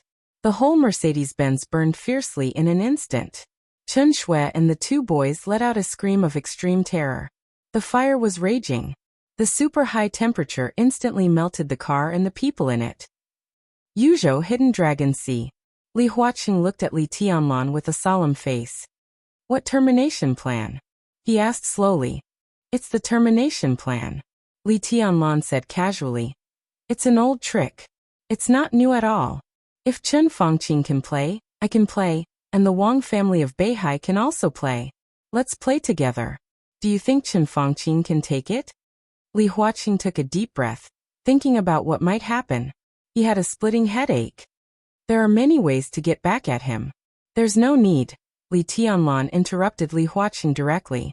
I like it directly, he said slowly and took out his mobile phone. There was an unread text message on the mobile phone. The text message was an address. Li Tianlan smiled, reached out his hand, and gently flicked a snowflake in front of him. The tiny snowflake was completely broken in an instant. Li Huaqing heard an extremely sharp sound of the wind. Li Huaqing suddenly remembered that when he saw Li Tianlan today, he didn't see Li Tianlan's invincible sword, nor did he see the black windbreaker that should have been on him. Cabinet Office. A middle-aged woman in her 40s slowly walked down the steps. Deputy Director Yuan personally sent her out, and was saying something with a smile. The middle-aged woman's attitude was reserved and casual. She nodded slightly, looked at the snowflakes in the air, and whispered, "This snow is really clean." Deputy Director Yuan nodded, and wanted to say something in agreement. But he opened his mouth, but no sound came out. The steps in front of the office seemed to become quiet for a moment. It was dead silent. Deputy Director Yuan froze and opened his mouth again. He wanted to speak, but there was no way to transmit any sound at all.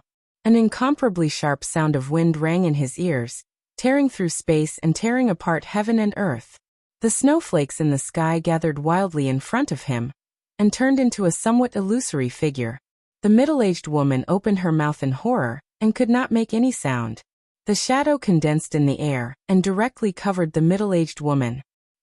A short scream sounded in an instant. In front of Deputy Director Yuan, the illusory figure shattered again. In an instant, countless snowflakes passed through the middle-aged woman's body.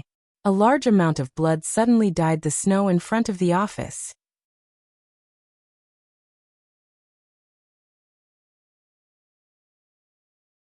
Chapter 885. What are you doing? Li Huaqing suddenly had an ominous premonition in his heart. Li Tianlan was standing beside him, but his mind was full of the sound of wind that Li Tianlan had just flicked his fingers. It was fierce and austere, which seemed to penetrate the whole city. I'm chatting with you. Li Tianlan smiled. But now there's nothing to talk about. Li Huaqing stared at Li Tianlan closely. He always felt that things would not be so simple, but he didn't know what was wrong. Suddenly, the phone rang. Li Huaqing's expression tightened. He subconsciously took out his mobile phone and looked at the number. It was Ma Si. The ominous premonition in his heart grew stronger and stronger. He took a deep breath and answered the phone. President, something's wrong. Ma Si's voice came from the phone, and his tone was a little distorted. It was a very complicated tone, which included shock, fear, excitement, worry, and disbelief. Li Huaqing had a headache. He glanced at Li Tianlan, who was still standing beside him calmly, and said in a low voice, "Speak." Half an hour ago, Chun Li, the chairman of the Haoyue Group, was involved in a major car accident on his way to Deep Sea Airport and died on the spot. 25 minutes ago, the car of the Prime Minister's granddaughter, Chen Shui, exploded. It seemed to be an accident caused by the spontaneous combustion of the car. The fire was very fierce. Chen Shui was in the car and couldn't escape. Li Huaqing's body shook violently. 5 minutes ago. Ma Si's voice continued. Ms. Chun Li Juan was killed in front of the cabinet office. There was no murderer at the scene. According to Deputy Director Yuan, Ms. Chun was pierced by a snowstorm and riddled with holes. Li Huaqing's arm trembled slightly. The Haoyue Group had been jokingly called Chen Fangqing's cash cow. The chairman, Chun Li, was Chen Fangqing's nephew. Half an hour ago, he died. In recent years, Chen Shui was also famous in the young circle of Yuzhou and Huading. Although the eldest daughter of the younger generation of the Chen family was absurd, she was deeply doted on by Chen Fangqing. It could even be said that she was Chen Fangqing's favorite granddaughter. 20 minutes ago, she also died. Chun Li Juan, Chen Fangqing's second daughter, was the chairman and general manager of a large state-owned investment group in the southwest of Zhongzhou State. She enjoyed the treatment of a governor. In a small circle of the Prince Group with Chen Fangqing as the core, Chen Lijuan's identity was extremely sensitive. 5 minutes ago she also died. Pierced by the wind and snow? Li Huaqing felt the wind and snow falling on his body and cursed in his heart. What kind of messy cause of death was this? His phone kept ringing. Li Huaqing hung up and looked at the phone screen. Countless notifications popped up at the same time. Major search engines, social media apps, and news websites in Zhongzhou State began to push the news almost at the same time. At 10:40 a.m., Haoyue Group's chairman, Chen Li, passed away in a car accident. For details, click. Chen Lijuan's murder happened too quickly. Chen Shui's matter seemed relatively simple. The death wish of the Haoyue Group's chairman, Chen Li, had undoubtedly become a breakthrough point. Looking at this message, Li Huaqing felt like he was looking at an extremely dangerous storm that could devour everything. There was no doubt that this was Li Tianlan and Wang Shengxiao's counterattack. Precise, ruthless, and brutal. In a situation where no one was prepared, that storm blew up from the Haoyue Group, bringing with it a touch of ferocity that everyone could feel. Li Huaqing suddenly turned his head and looked at Li Tianlan. Did you do it? Li Tianlan was also looking down at his phone. The Giant Group and the Southeast Group joined hands, so the resources they could use were unimaginable. Countless media outlets were crazily pushing the news of Chen Li's death. Sigh. This was indeed a counterattack. But it was just the beginning of the counterattack. In the next short period of time, countless news about the Haoyue Group would be exposed in the form of blockbuster bombs. And this was also a beginning. Li Tianlan put his phone back in his pocket, smiled, and said slowly, "I'm here." Chen Li died in Shanghai City, thousands of kilometers away. Do you really think I'm an immortal? I'm not talking about Chen Li. Li Huaqing stared at him closely. He could be sure that Chen Li's death was not done by Li Tianlan. That was not Li Tianlan's style. What was Li Tianlan's style? It was blatant. For example, he would destroy the Tang family and slaughter the Qi family. He would not hide it at all. Chen Li's car accident and Chen Shui's death were perfectly arranged. It was the kind of perfection that no one could find any clues at all. This was clearly the style of the Wang family of Beihai, or Wang Shengxiao's style after losing Wang Tianzong. Chen Lijuan's death was completely different. The wind and snow pierced into the body. As long as anyone was not stupid, they could basically guess that it was sword energy. In the Desert War, Li Tianlan had fully demonstrated the ability to kill people from a distance. Everyone would suspect Li Tianlan, and even believe that it was done by Li Tianlan. Is it you or not? Li Huaqing growled in a low voice. The smile on Li Tianlan's face faded little by little. He looked at Li Huaqing and said expressionlessly, "If I hadn't investigated Chen Lijuan clearly, I would even think that she was your daughter." Li Huaqing's momentum stagnated. "You're supporting me now." Li Tianlan stared into Li Huaqing's eyes, and his voice was strong and cold. "Is this your way of revenge?" Li Huaqing sneered. "This is just the beginning," Li Tianlan said lightly. "What I said is that I will support you." Li Huaqing was silent for a long time before he spoke in a low voice. Li Tianlan raised his eyebrows. He found this sentence very interesting, and it was also very suitable for his current needs. Li Huaqing would support Li Tianlan. But it did not mean that he supported Li Tianlan now. Was he still leaving some leeway? Waiting for the result of the final battle in Beihai? Was there still hope for Chen Fangqing? Li Tianlan smiled. Then he said calmly, "This is your style. How to support you is something I need to consider. Tianlan, remember your identity. You are from Zhongzhou State and the biggest reliance of Zhongzhou State in the next few decades in the dark world. After all, the Prime Minister is the Prime Minister. His family should be protected. Don't break the rules otherwise." "Are you threatening me?" Li Tianlan interrupted Li Huaqing's words and laughed strangely. Li Huaqing frowned. "This is not a threat. The rules. What are the rules? Tell me what." "Yes. Rules." He took a step forward and approached Li Huaqing. "When the plan termination was launched, who told Chen Fangqing the rules?" When the plan was exposed, who told Chen Fangqing the rules? When the blockade was carried out and more than 1,000 soldiers of Emperor Dong's palace died in the desert, where were the rules?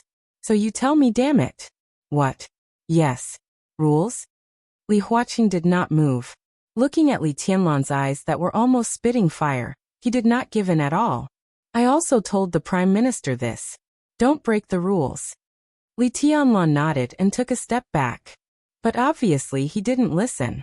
What a coincidence. Now I don't listen to what the rules are and how others treat me. That's how I treat others. What are the rules? In this matter? Li Tianlan suddenly turned his head. In the wind and snow, Chen Fangqing's figure appeared in the distance. Li Tianlan smiled. He tugged and said in a cold voice, I am the rules. Li Huaqing took a deep breath and did not speak. He turned his head and also looked at Chen Fangqing, who was rushing from a distance. There was no image. It seemed that because he was in a hurry to go out, Chen Fangqing did not even have time to put on a coat. He was wearing a thin white shirt, and his hair was messy because of the wind and snow.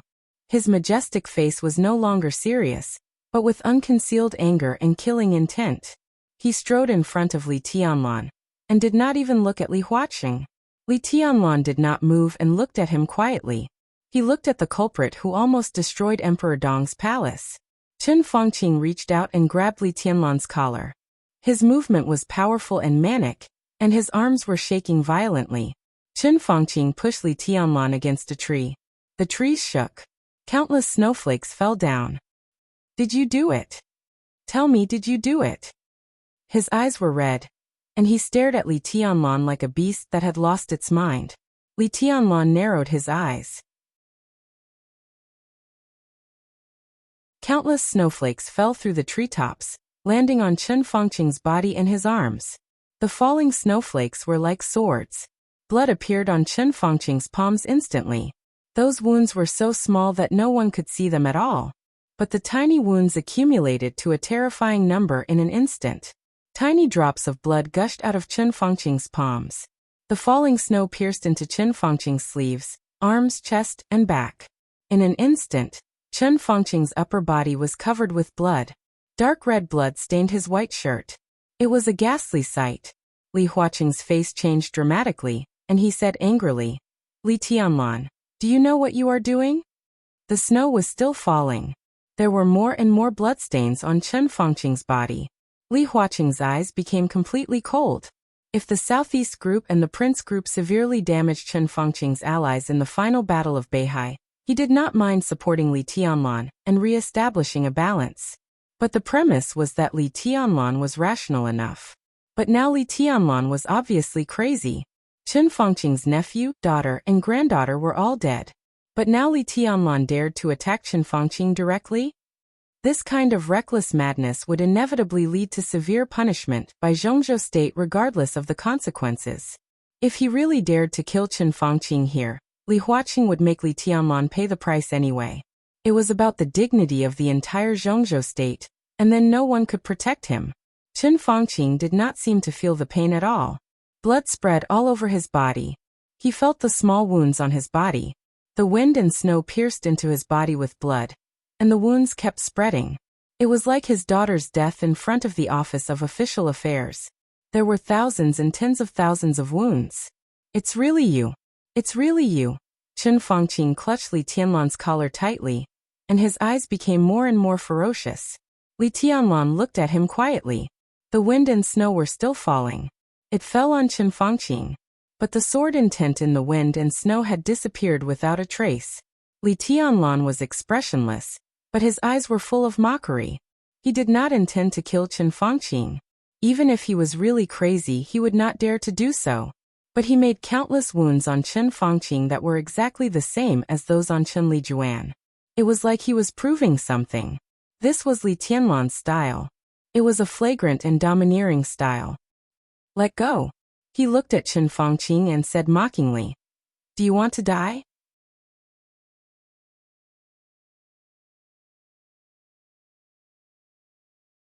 Chapter 886. Chen Fangqing's family was not prominent, but it was not grassroots either. His family background was neither high nor low. From childhood to adulthood, He went all the way from the grassroots to the position of prime minister. In this life he had encountered many threats, but no one had ever asked him if he wanted to die. Li Tianlan's eyes were cold and indifferent. That touch of mockery flashed in his pupils, and then it turned into a faint but extremely real killing intent. Chen Fangqing trembled all over, and it could even be said that he was trembling all over. It was not fear. It was extreme anger.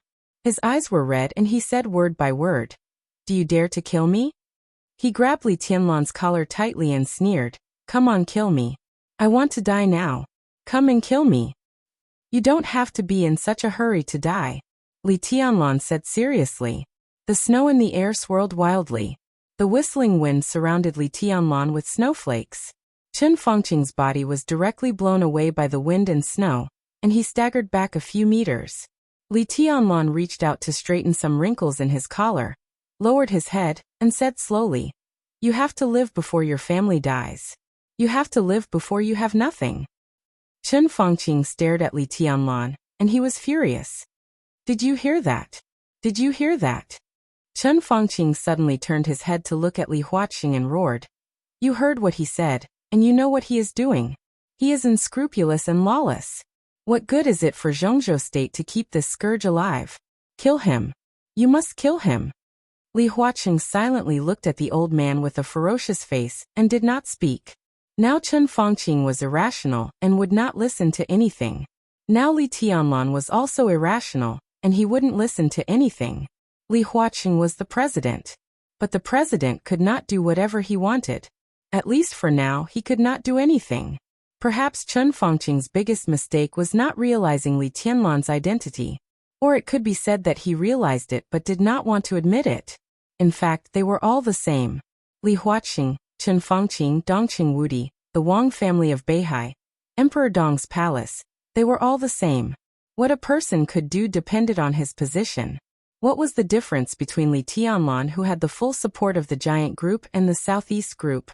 Li Huaqing, who had the full support of the academics, and Chen Fangqing, who had the support of the prince group. Identity? If identity could determine everything, Li Huaqing would be the president, and there would be no 6 groups in Zhongzhou state now. If identity could determine everything, there should be only 1 academics in the entire Zhongzhou state now. On the stage of power, from the top to the bottom, no one cared about who was more senior, who was older, or who had more experience. It was all fake. Everyone only cared about one thing. Whoever had the final say was the boss. Now Li Tianlan's every word undoubtedly counted in the giant group and the southeast group. Therefore, Chen Fangqing launched the termination plan and the desert war. Now that Li Tianlan had come out, he naturally had the right to retaliate. That might not make sense, but it was very fair. Chen Fangqing was still roaring. The death of his nephew, the death of his granddaughter, the death of his daughter. The continuous bad news caused his rationality to completely collapse. Now he was like a beast choosing its prey to devour. Suddenly, there was some pity in Li Huaqing's eyes. He was almost sure that at this point, Chen Fangqing had already forgotten their original intention of starting this game. Take down the Wang family of Beihai, eliminate the huge influence of Beihai on Zhongzhou state, make the power of the parliament more centralized, make the road of Zhongzhou state more stable, make the future of Zhongzhou state more brilliant, and let the whole country embark on a more correct path. Obviously, Chen Fangqing had forgotten everything now. The exposure of the termination plan turned the whole game into a war. In the Desert War, more than 1,000 elites of Emperor Dong's palace died, which made the whole thing completely become a personal grudge. Beihai, Emperor Dong's palace, and Chen Fangqing's personal grudge. Personal grudge. Personal grudge. The style of things suddenly lowered to such an extent. They were all figures standing at the peak of power. How could Li Huaqing intervene in the personal grudge between them? That might be the intention of Li Tianlan and the Wang family of Beihai. The original intention of the parliament, the general trend of Zhongzhou state, the future of the country, and the direction of the world. All of this was too heavy, so heavy that countless people in Zhongzhou state could not help but agree with it. Li Tianlan was too young. Wang Shengxiao was too young. They were not willing to bear these, because it meant sacrificing their own interests and even their lives. Therefore, the death of 3 people related to Chen Fangqing in a row angered Chen Fangqing, and he quietly turned the so-called game into a personal grudge. This kind of means was not presentable, but after lowering the level, it was easier for others in Zhongzhou state to accept. Li Huaqing knew very well that the most important thing was his attitude. He said he could support Li Tianlan because he was qualified. But the premise was that they solved this so-called personal grudge. Li Huaqing looked at Chen Fangqing silently and said nothing. Chen Fangqing finally understood something. He looked at Li Huaqing and then at Li Tianlan and sneered. So you choose to support him, right? He looked at Li Huaqing and asked. I'm only responsible for Zhongzhou state. Li Huaqing's voice was slow but firm. I won't intervene in your personal grudges. Li Tianlan twitched the corner of his mouth and said nothing. This was the fairest way. Li Huaqing did not intervene in the Desert War, nor would he intervene in Li Tianlan's subsequent revenge.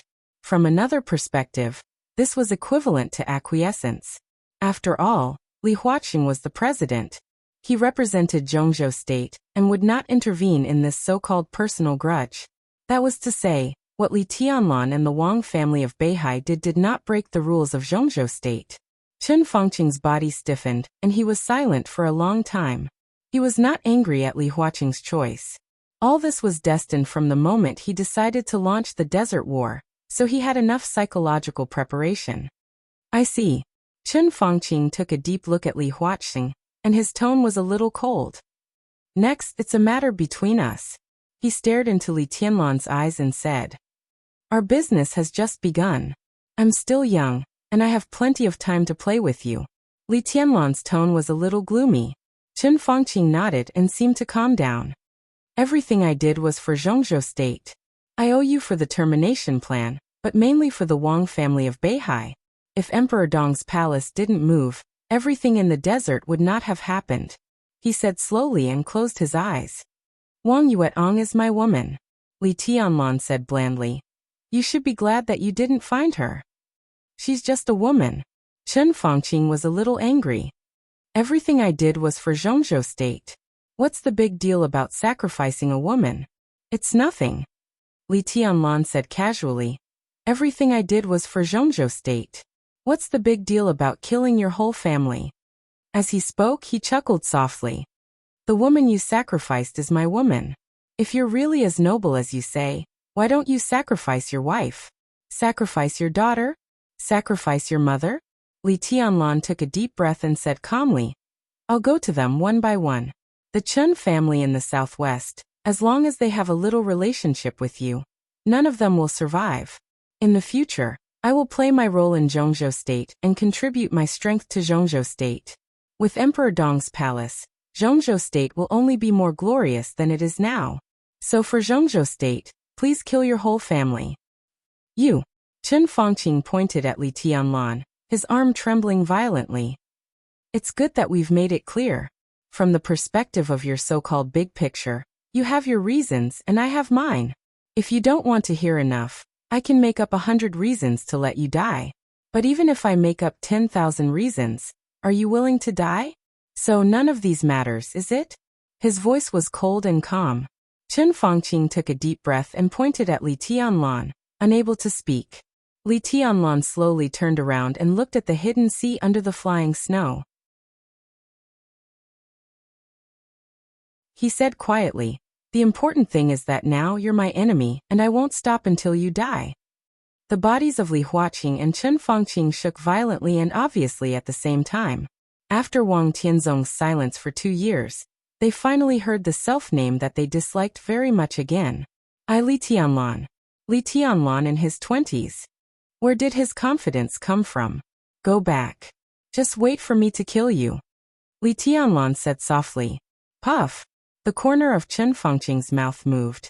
He seemed to want to say something, but as soon as he opened his mouth, a mouthful of blood suddenly spurted out of his mouth. Fresh blood fell on the snow-covered ground. It was a ghastly sight. Chen Fangqing, whose upper body was full of fine wounds, shook and looked at Li Tianlan unwillingly. His body slowly fell down. Li Tianlan frowned but did not move. Li Huaqing held Chen Fangqing's body. Prime Minister, calm down, relax, don't get excited. Chen Fengqing's eyelids twitched and slowly closed. Li Huaqing had no time to say anything to Li Tianlan, and waved to someone not far away. Ma Si, who had been following behind, trotted over, carried Chen Fengqing on her back, and rushed to Chen Fengqing's residence. Li Huaqing took out his mobile phone, and began to make a call. He nodded to Li Tianlan and followed. Li Tianlan stood where he was and looked at Chen Fengqing's limp body with no expression. Li Tianlan could feel the rise and fall of his heartbeat. Chen Fengqing did not die. He was not in a coma. He pretended to be in a coma. There were many effects of pretending to be in a coma. Not to mention what the outside world would think of Li Tianlan after the matter here was spread out. At least some of the dissenting voices in the prince group that had begun to appear recently would stop temporarily. United against a common enemy? Li Tianlan sneered and muttered to himself. It's a little interesting. Outside Chen Fengqing's office, the guards rushed to Chen Fengqing the moment they saw Ma Si. Li Huaqing and Chen Fengqing's private doctors rushed over in a hurry. Looking at the blood on his body and the corner of his mouth, the two top doctors turned pale. There was no need to stop the bleeding. The countless wounds on Chen Fengqing's upper body were too small, and had now healed automatically. The doctors were busy taking blood pressure and heart rate. The guards wanted to contact the hospital, but were stopped by Chen Fengqing's private doctor. The doctor fed Chen Fengqing some medicine, and was relieved when Chen Fengqing calmed down a little. Yuan Lin, the deputy director of the Office of Public Affairs, who had gone to the Office of Public Affairs to deal with some official affairs, had rushed back as soon as possible. Seeing this scene, he wiped the cold sweat on his forehead and politely sent everyone out. Li Huaqing and Ma Si did not say much and left with the private doctors. On the way back, Li Huaqing glanced at Hidden Sea. The young man who called himself the Emperor had disappeared without a trace. He shook his head and sighed. Behind the huge office was a small, exquisite courtyard. Behind the courtyard was a small wooden building that was decorated generously and comfortably. In the spacious bedroom, Chen Fengqing was lying on the bed, eyes closed and motionless. Chen Fengqing's secretary Yuan Lin sighed and stood up, wanting to go out to get a basin of water to wipe Chen Fengqing's forehead. A hand reached out and suddenly grasped Yuan Lin's wrist. Yuan Lin was slightly shocked and turned around subconsciously. He said in surprise, "Prime Minister." "Little Yuan, go and do one thing." Chen Fengqing closed his eyes and did not open them. His voice was terrifyingly calm. "Go ahead." Yuan Lin took a deep breath and said respectfully, "Get in touch with someone." Chen Fengqing said softly. Yuan Lin nodded and approached Chen Fengqing, asking in a low voice, "Who?"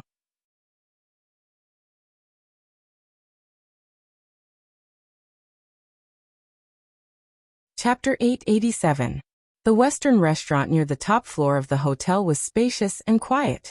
The red bean cake, steak, and ice cream here were all famous in Yuzhou. But it seemed that because of the heavy snow, the flow of customers was much less than usual. The sky in Yuzhou was very cold. However, burning gazes kept converging in the Western restaurant. Most of the eyes came from the guests in all corners of the restaurant, and the waiters shuttling in the restaurant. Everyone's eyes would inadvertently sweep over a position near the window of the restaurant, then quickly shift their eyes, and then shift again. Qin Weibai sat there, like a dreamy and dazzling scenery. Her dark green dress outlined her slender and perfect figure, and her long hair casually spread out.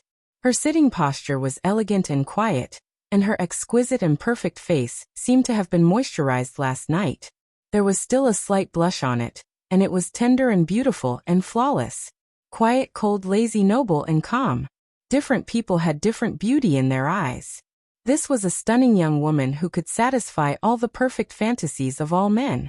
It was a scenery, a dream, and a bright light that could hardly be looked at directly.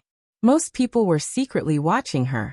It was not that no one was shameless enough to strike up a conversation with her because of their so-called wealth, but no one could get within 5 meters of this dreamy young woman. A tall European woman exuding a wild charm stood behind her, standing 2 meters away from her. Anyone who tried to get close to her was blocked by this European woman. When she didn't need to move, she stood quietly behind the young woman. Focused and almost devout, like a statue. Is everything normal in South America? Qin Weibai took a small bite of the cake, subconsciously licked the cream on her lips, narrowed her eyes, and seemed to be a little excited. Everything is normal. Horsewoman, who rushed back to Yuzhou from the headquarters of the Lin clan, said softly, "So far, the Jiang family of South America has made no other moves." Qin Weibai tapped her red lips with the silver spoon used to dig the cake in her hand and whispered, "It should be soon. Everything has been arranged according to your previous instructions. There will be no accidents." Qin Weibai said and ate the cake carefully. From Lin Fengting to Qin Weibai, the two patriarchs of the Lin clan had always done a good job in hiding from the world. The headquarters of the Lin clan, and even most of its branches, were far away from the countless storms of the dark world. But specifically speaking, the branch of the Lin clan in South America was now the focus of the whole clan. The Jiang family of South America intended to target the Wang family of Beihai. It was impossible for them not to consider the attitude of the Lin clan, or rather, Lin Fengting. After all, he was now recognized as the #1 expert in the dark world. The Jiang family of South America didn't dare to start a war with the Lin clan. Even in their heyday, they didn't have the guts. But it was not a problem to put on a show and drag the Lin clan's attention to the branch in South America. Only when they were sure that Lin Fengting wouldn't intervene in the decisive battle in Beihai could they act without scruples. The phone screen was still lit up. The push notifications from the various apps on the phone almost never stopped. All the media were focusing on reporting the death of the chairman of Haoyue Group in a car accident. This was not the same as the previous push. It was the second wave. A large number of people had already begun to analyze the cause of death of the chairman of Haoyue Group. Qin Weibai casually flipped through her phone, her crystal-clear eyes calm and indifferent. The heat was on in the dining room. However, the temperature dropped a little without a change in expression. Wisps of faintly discernible sharp sword intent surrounded the entire restaurant. Two middle-aged men came in. Qin Weibai glanced at them. "Boss." Saint and military counselor spoke at the same time. Without black cloaks or hiding their whereabouts, both of them were dressed in casual clothes. Under the gaze of countless people in Yuzhou, they came to Qin Weibai. Military counselor's smile was easygoing and vague. He stood with the saint. His own force field and Saint's sword intent merged with each other and enveloped his body. No one could see military counselor's appearance clearly. "Sit down." Qin Weibai nodded. "Want to eat something?" "Okay." Military counselor, who rushed to Yuzhou overnight, didn't stand on ceremony. He took the menu from the waiter and ordered some food, while Saint asked for a glass of water. "How's the preparation going?" Qin Weibai had a small appetite. She only ate half of the cake and pushed it aside. She picked up a napkin and wiped the corners of her mouth, asking casually, "I've convinced all the people who should be convinced. There won't be any problem. Now it seems that the academic's determination is greater than we thought. When I was in the car just now, Deputy Minister Hua Zhenyang called me. He reacted very quickly." Military counselor chuckled. Qin Weibai raised her eyebrows and seemed a little surprised. "Haoyue?" Military counselor nodded with a smile. Qin Weibai thought for a moment and smiled. "It's a good entry point. But the plan of the Wang family of Beihai is like a wedding dress for you. Zhengzhou State can't go to the Wang family of Beihai at this time. I can say that I'm their best choice." Military counselor smiled. "And the worst choice? If they know that you're military counselor, their expressions will be wonderful." Saint said lightly. Military counselor's identity was very sensitive to the outside world. It was even more so for Zhengzhou State. In fact, from the very beginning of his rise in Zhengzhou State, all the groups had been trying to win him over. Military counselor had never made a clear statement to any party.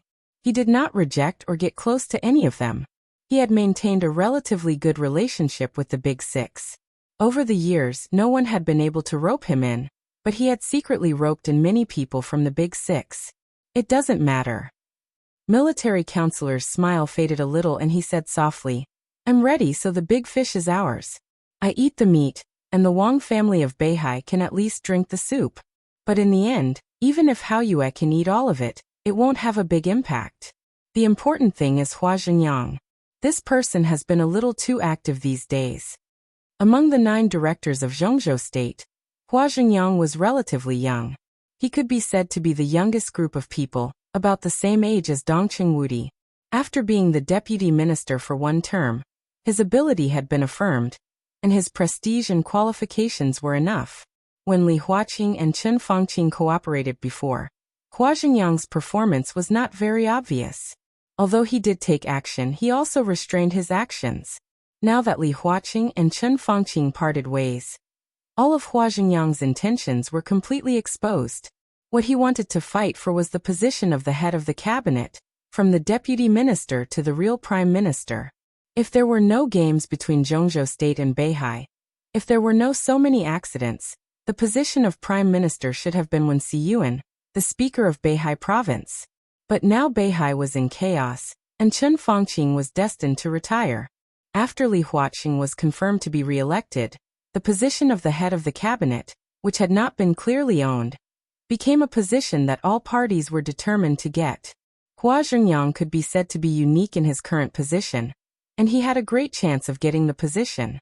Li Huaqing would definitely fully support Hua Xingyang. Even for him, Chen Fangqing had suffered a great loss. After the Prince Group suffered a great loss, Li Huaqing hoped to see the emergence of an extremely powerful academics.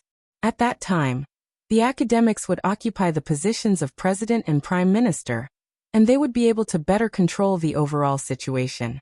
This kind of extremely strong situation was absolutely not what he wanted to see, because it also meant that under the strength of the academics, any emerging group would struggle. Qin Weibai thought about it and shook her head. Don't worry, Tianlan will handle it. Military counselor nodded and did not say much. The core framework still needs 1 core. Have you communicated with the giant group? Qin Weibai asked. Military counselor wanted to say something, but stopped on second thought. He glanced at Saint. Saint's expression was a little strange. Let the palace master communicate with the minister and the Bai family about this matter. Not to mention me, who in the whole Zhongzhou state dares to hit on Dongqing Wudi's wife. Qin Weibai smiled slightly. Well, it's better for Tianlan to go. Bai Qingqian will agree, and so will Dongqing Wudi. He should be very clear that a new group is much better than letting Tianlan take over the giant group. In the core structure of the new group, the current deputy prime minister, Wu Jingmin, was undoubtedly the core. Li Tianlan would concentrate all his efforts to push Wu Jingmin to the position of director. The position of prime minister was very difficult, and the position of deputy prime minister seemed to be the best now. The positions of counselor and deputy prime minister left by Wu Jingmin were the second core of the new group. At present, there were limited candidates for this position. There were even fewer candidates who could be trusted, had enough ability, and could continue to maintain close ties with the giant group. The best candidate was undoubtedly Bai Qingqian. Regardless of qualifications or ability, she was qualified to be a counselor. The third core was Zhou Yuanshan, the speaker of Jiangxia. Wu Jingmin, Bai Qingqian, Zhou Yuanshan. These 3 people were enough to plan the future of the new group for at least 20 years. The peak period of the new group would also be when Zhou Yuanshan reached the top 20 years later. The Dongqing clan had unconditionally supported Li Tianlan. With the addition of Bai Qingqian and Zhou Yuanshan, the core personnel of the 3 pillars of the giant group would enter the new group. This would also make it more convenient for the new group to absorb talents from the giant group, but it would not take over the system of the giant group. Everything was for the best. Indeed, the giant group is too loose. Although the cohesion has increased after the reshuffle, in the end, the main departments of the giant group are still the giants from all over Zhongzhou state. Each of them has different interests. If the palace master wants to control the giant group in the future, he will inevitably waste too much energy. It's better to turn the power in his hands into a new group. Qin Weibai turned to look at the wind and snow outside the window. The wind and snow swept through Yuzhou, covering the sky and covering the earth. There is less than a year left. She whispered to herself. The vigorous new group, Emperor Dong's palace that ruled the world, and Li Tianlan who was invincible in the world. All of this will become a reality in less than a year. It was no longer a plan. It was reality. Take down Chen Fangqing and disrupt the decisive battle in Beihai that he pushed at all costs. All of this was within his reach. Keep a close eye on Beihai. Qin Weibai whispered. Do you have any exact news about those invincible realm experts? Tianhai Wuji and Yagyu Kurasumi have returned to East Island. Military counselor said calmly. The dark forces of East Island have been very active recently. They seem to have put a lot of effort into it. Wang Xiaoyao has also returned to Eastern Europe. He should be keeping an eye on Sai City at the border of Snow Country. Situt Songyue is stalled. All signs show that there must be a core behind the Jiang family of South America, East Island, Wang Xiaoyao, and the Vatican. In this alliance, there must be someone playing a position similar to the leader. But we have no clue who this person is. If this person really exists, he may cause us big trouble. It's nothing more than another version of Samsara Palace. Qin Weibai whispered. It's just that he is more tolerant than the palace master. And his purpose is more complicated. Boss, do you know who he is? Saint raised his eyebrows. Qin Weibai hesitated and whispered. I have a guess, but I'm not sure. A sharp look flashed in Saint's eyes. Since you have a guess, why don't alert him. You're definitely not his match now. His state is very special. It's probably equivalent to another state of Tianlan. Qin Weibai shook her head. If so, let His Highness do it in person. Military counselor said half a sentence. He paused subconsciously. Qin Weibai looked at him quietly and didn't speak. She wasn't sure who the person hiding in the dark was, but she had some guesses. Similarly, the person hiding in the dark was not sure who Qin Weibai was now, but he would also have some guesses. If Qin Weibai's guess was wrong, it would be a mistake. But if she was right, what would happen? Qin Weibai frowned and whispered. It's a little troublesome. Military counselor was silent for a while, and quietly changed the topic. Jiang Guochu and Mo Raid's current whereabouts are unknown, but there are no invincible realm killers. There are signs that he seems to have entered Zhongzhou state. Qin Weibai's eyes suddenly froze. Are you sure? She asked softly. I'm not very sure. This kind of invincible realm killer is the most difficult to grasp. It's almost impossible to find his trace. What I have now are some vague clues. I'm not even sure if he is in Zhongzhou state. Military counselor said with a bitter smile. Qin Weibai murmured thoughtfully. If he is really in Zhongzhou state, what's his purpose? Who does he want to kill? To kill you, Saint said calmly. That's the most likely reason. There's another person. At present, he's even more important than me. Qin Weibai said quietly. Oh, Wang Yuetong. Military counselor and Saint looked at each other. Wang Yuetong. Chen Fangqing's termination plan. Didn't he give up his evil intentions? They can't find Wang Yuetong. Military counselor said slowly. Maybe it's because of this that you can't find the Jew. Qin Weibai looked at military counselor meaningfully and said word by word. Find the Jew and use the method you think is the best. Military counselor smiled bitterly. He knew what Qin Weibai was hinting at. He sighed and shook his head, looking down at the steak that the waiter had just served. The medium-well steak was his favorite, but under Qin Weibai's gaze, the steak in front of him suddenly didn't taste good. The phone rang. Horsewoman standing behind Qin Weibai picked up the phone, handed it to Qin Weibai, and said softly, It's His Highness. Qin Weibai's eyes softened. She took the phone and glanced at military counselor faintly. Military counselor subconsciously avoided Qin Weibai's eyes. He was so hungry that he completely lost his appetite. Tianlan, have you finished talking? Qin Weibai answered the phone and smiled softly. Yes. Li Tianlan's voice sounded a little vague. There was an extremely fierce wind coming from the phone. I'm going to leave Yuzhou. I'll come back in the evening. I'm going to have dinner with the minister and Aunt Bai. Where are you going? Qin Weibai was a little curious. High in the sky, the bustling Yuzhou gradually receded under his feet. The wild wind and snow kept flying in front of Li Tianlan. The black windbreaker on him fluttered unscrupulously in the wind and snow high in the sky. The incomparably complex golden lines completely enveloped Li Tianlan like flames. The city receded under his feet. Li Tianlan went all the way north. He held the phone, narrowed his eyes and whispered, "Sai City." Qin Weibai was silent for a while and said with some hidden bitterness, "Is it so urgent? I'm still waiting for you to have dinner with me." "It's urgent." Li Tianlan chuckled and said, "Race against time." Someone once killed an invincible realm expert with one shot from 10,000 meters away. Someone once established Heaven Capital with East Island as the foundation. Someone once judged the whole dark world with his own power. There had also been someone who had ended the Supreme Chosen One in the sky above Mormonts. It was all in the past. The once magnificent era had passed. In his era, everything. He would do it himself. You're tuning in to the Li Mei's Sword of Destiny YouTube channel. We're so grateful for your support, and don't forget to subscribe to join us on this incredible journey through captivating stories. Your generosity through donations truly makes a world of difference, as it's the primary source of revenue that allows me to expand and enhance this channel for you. Thank you from the bottom of my heart for being a part of this adventure.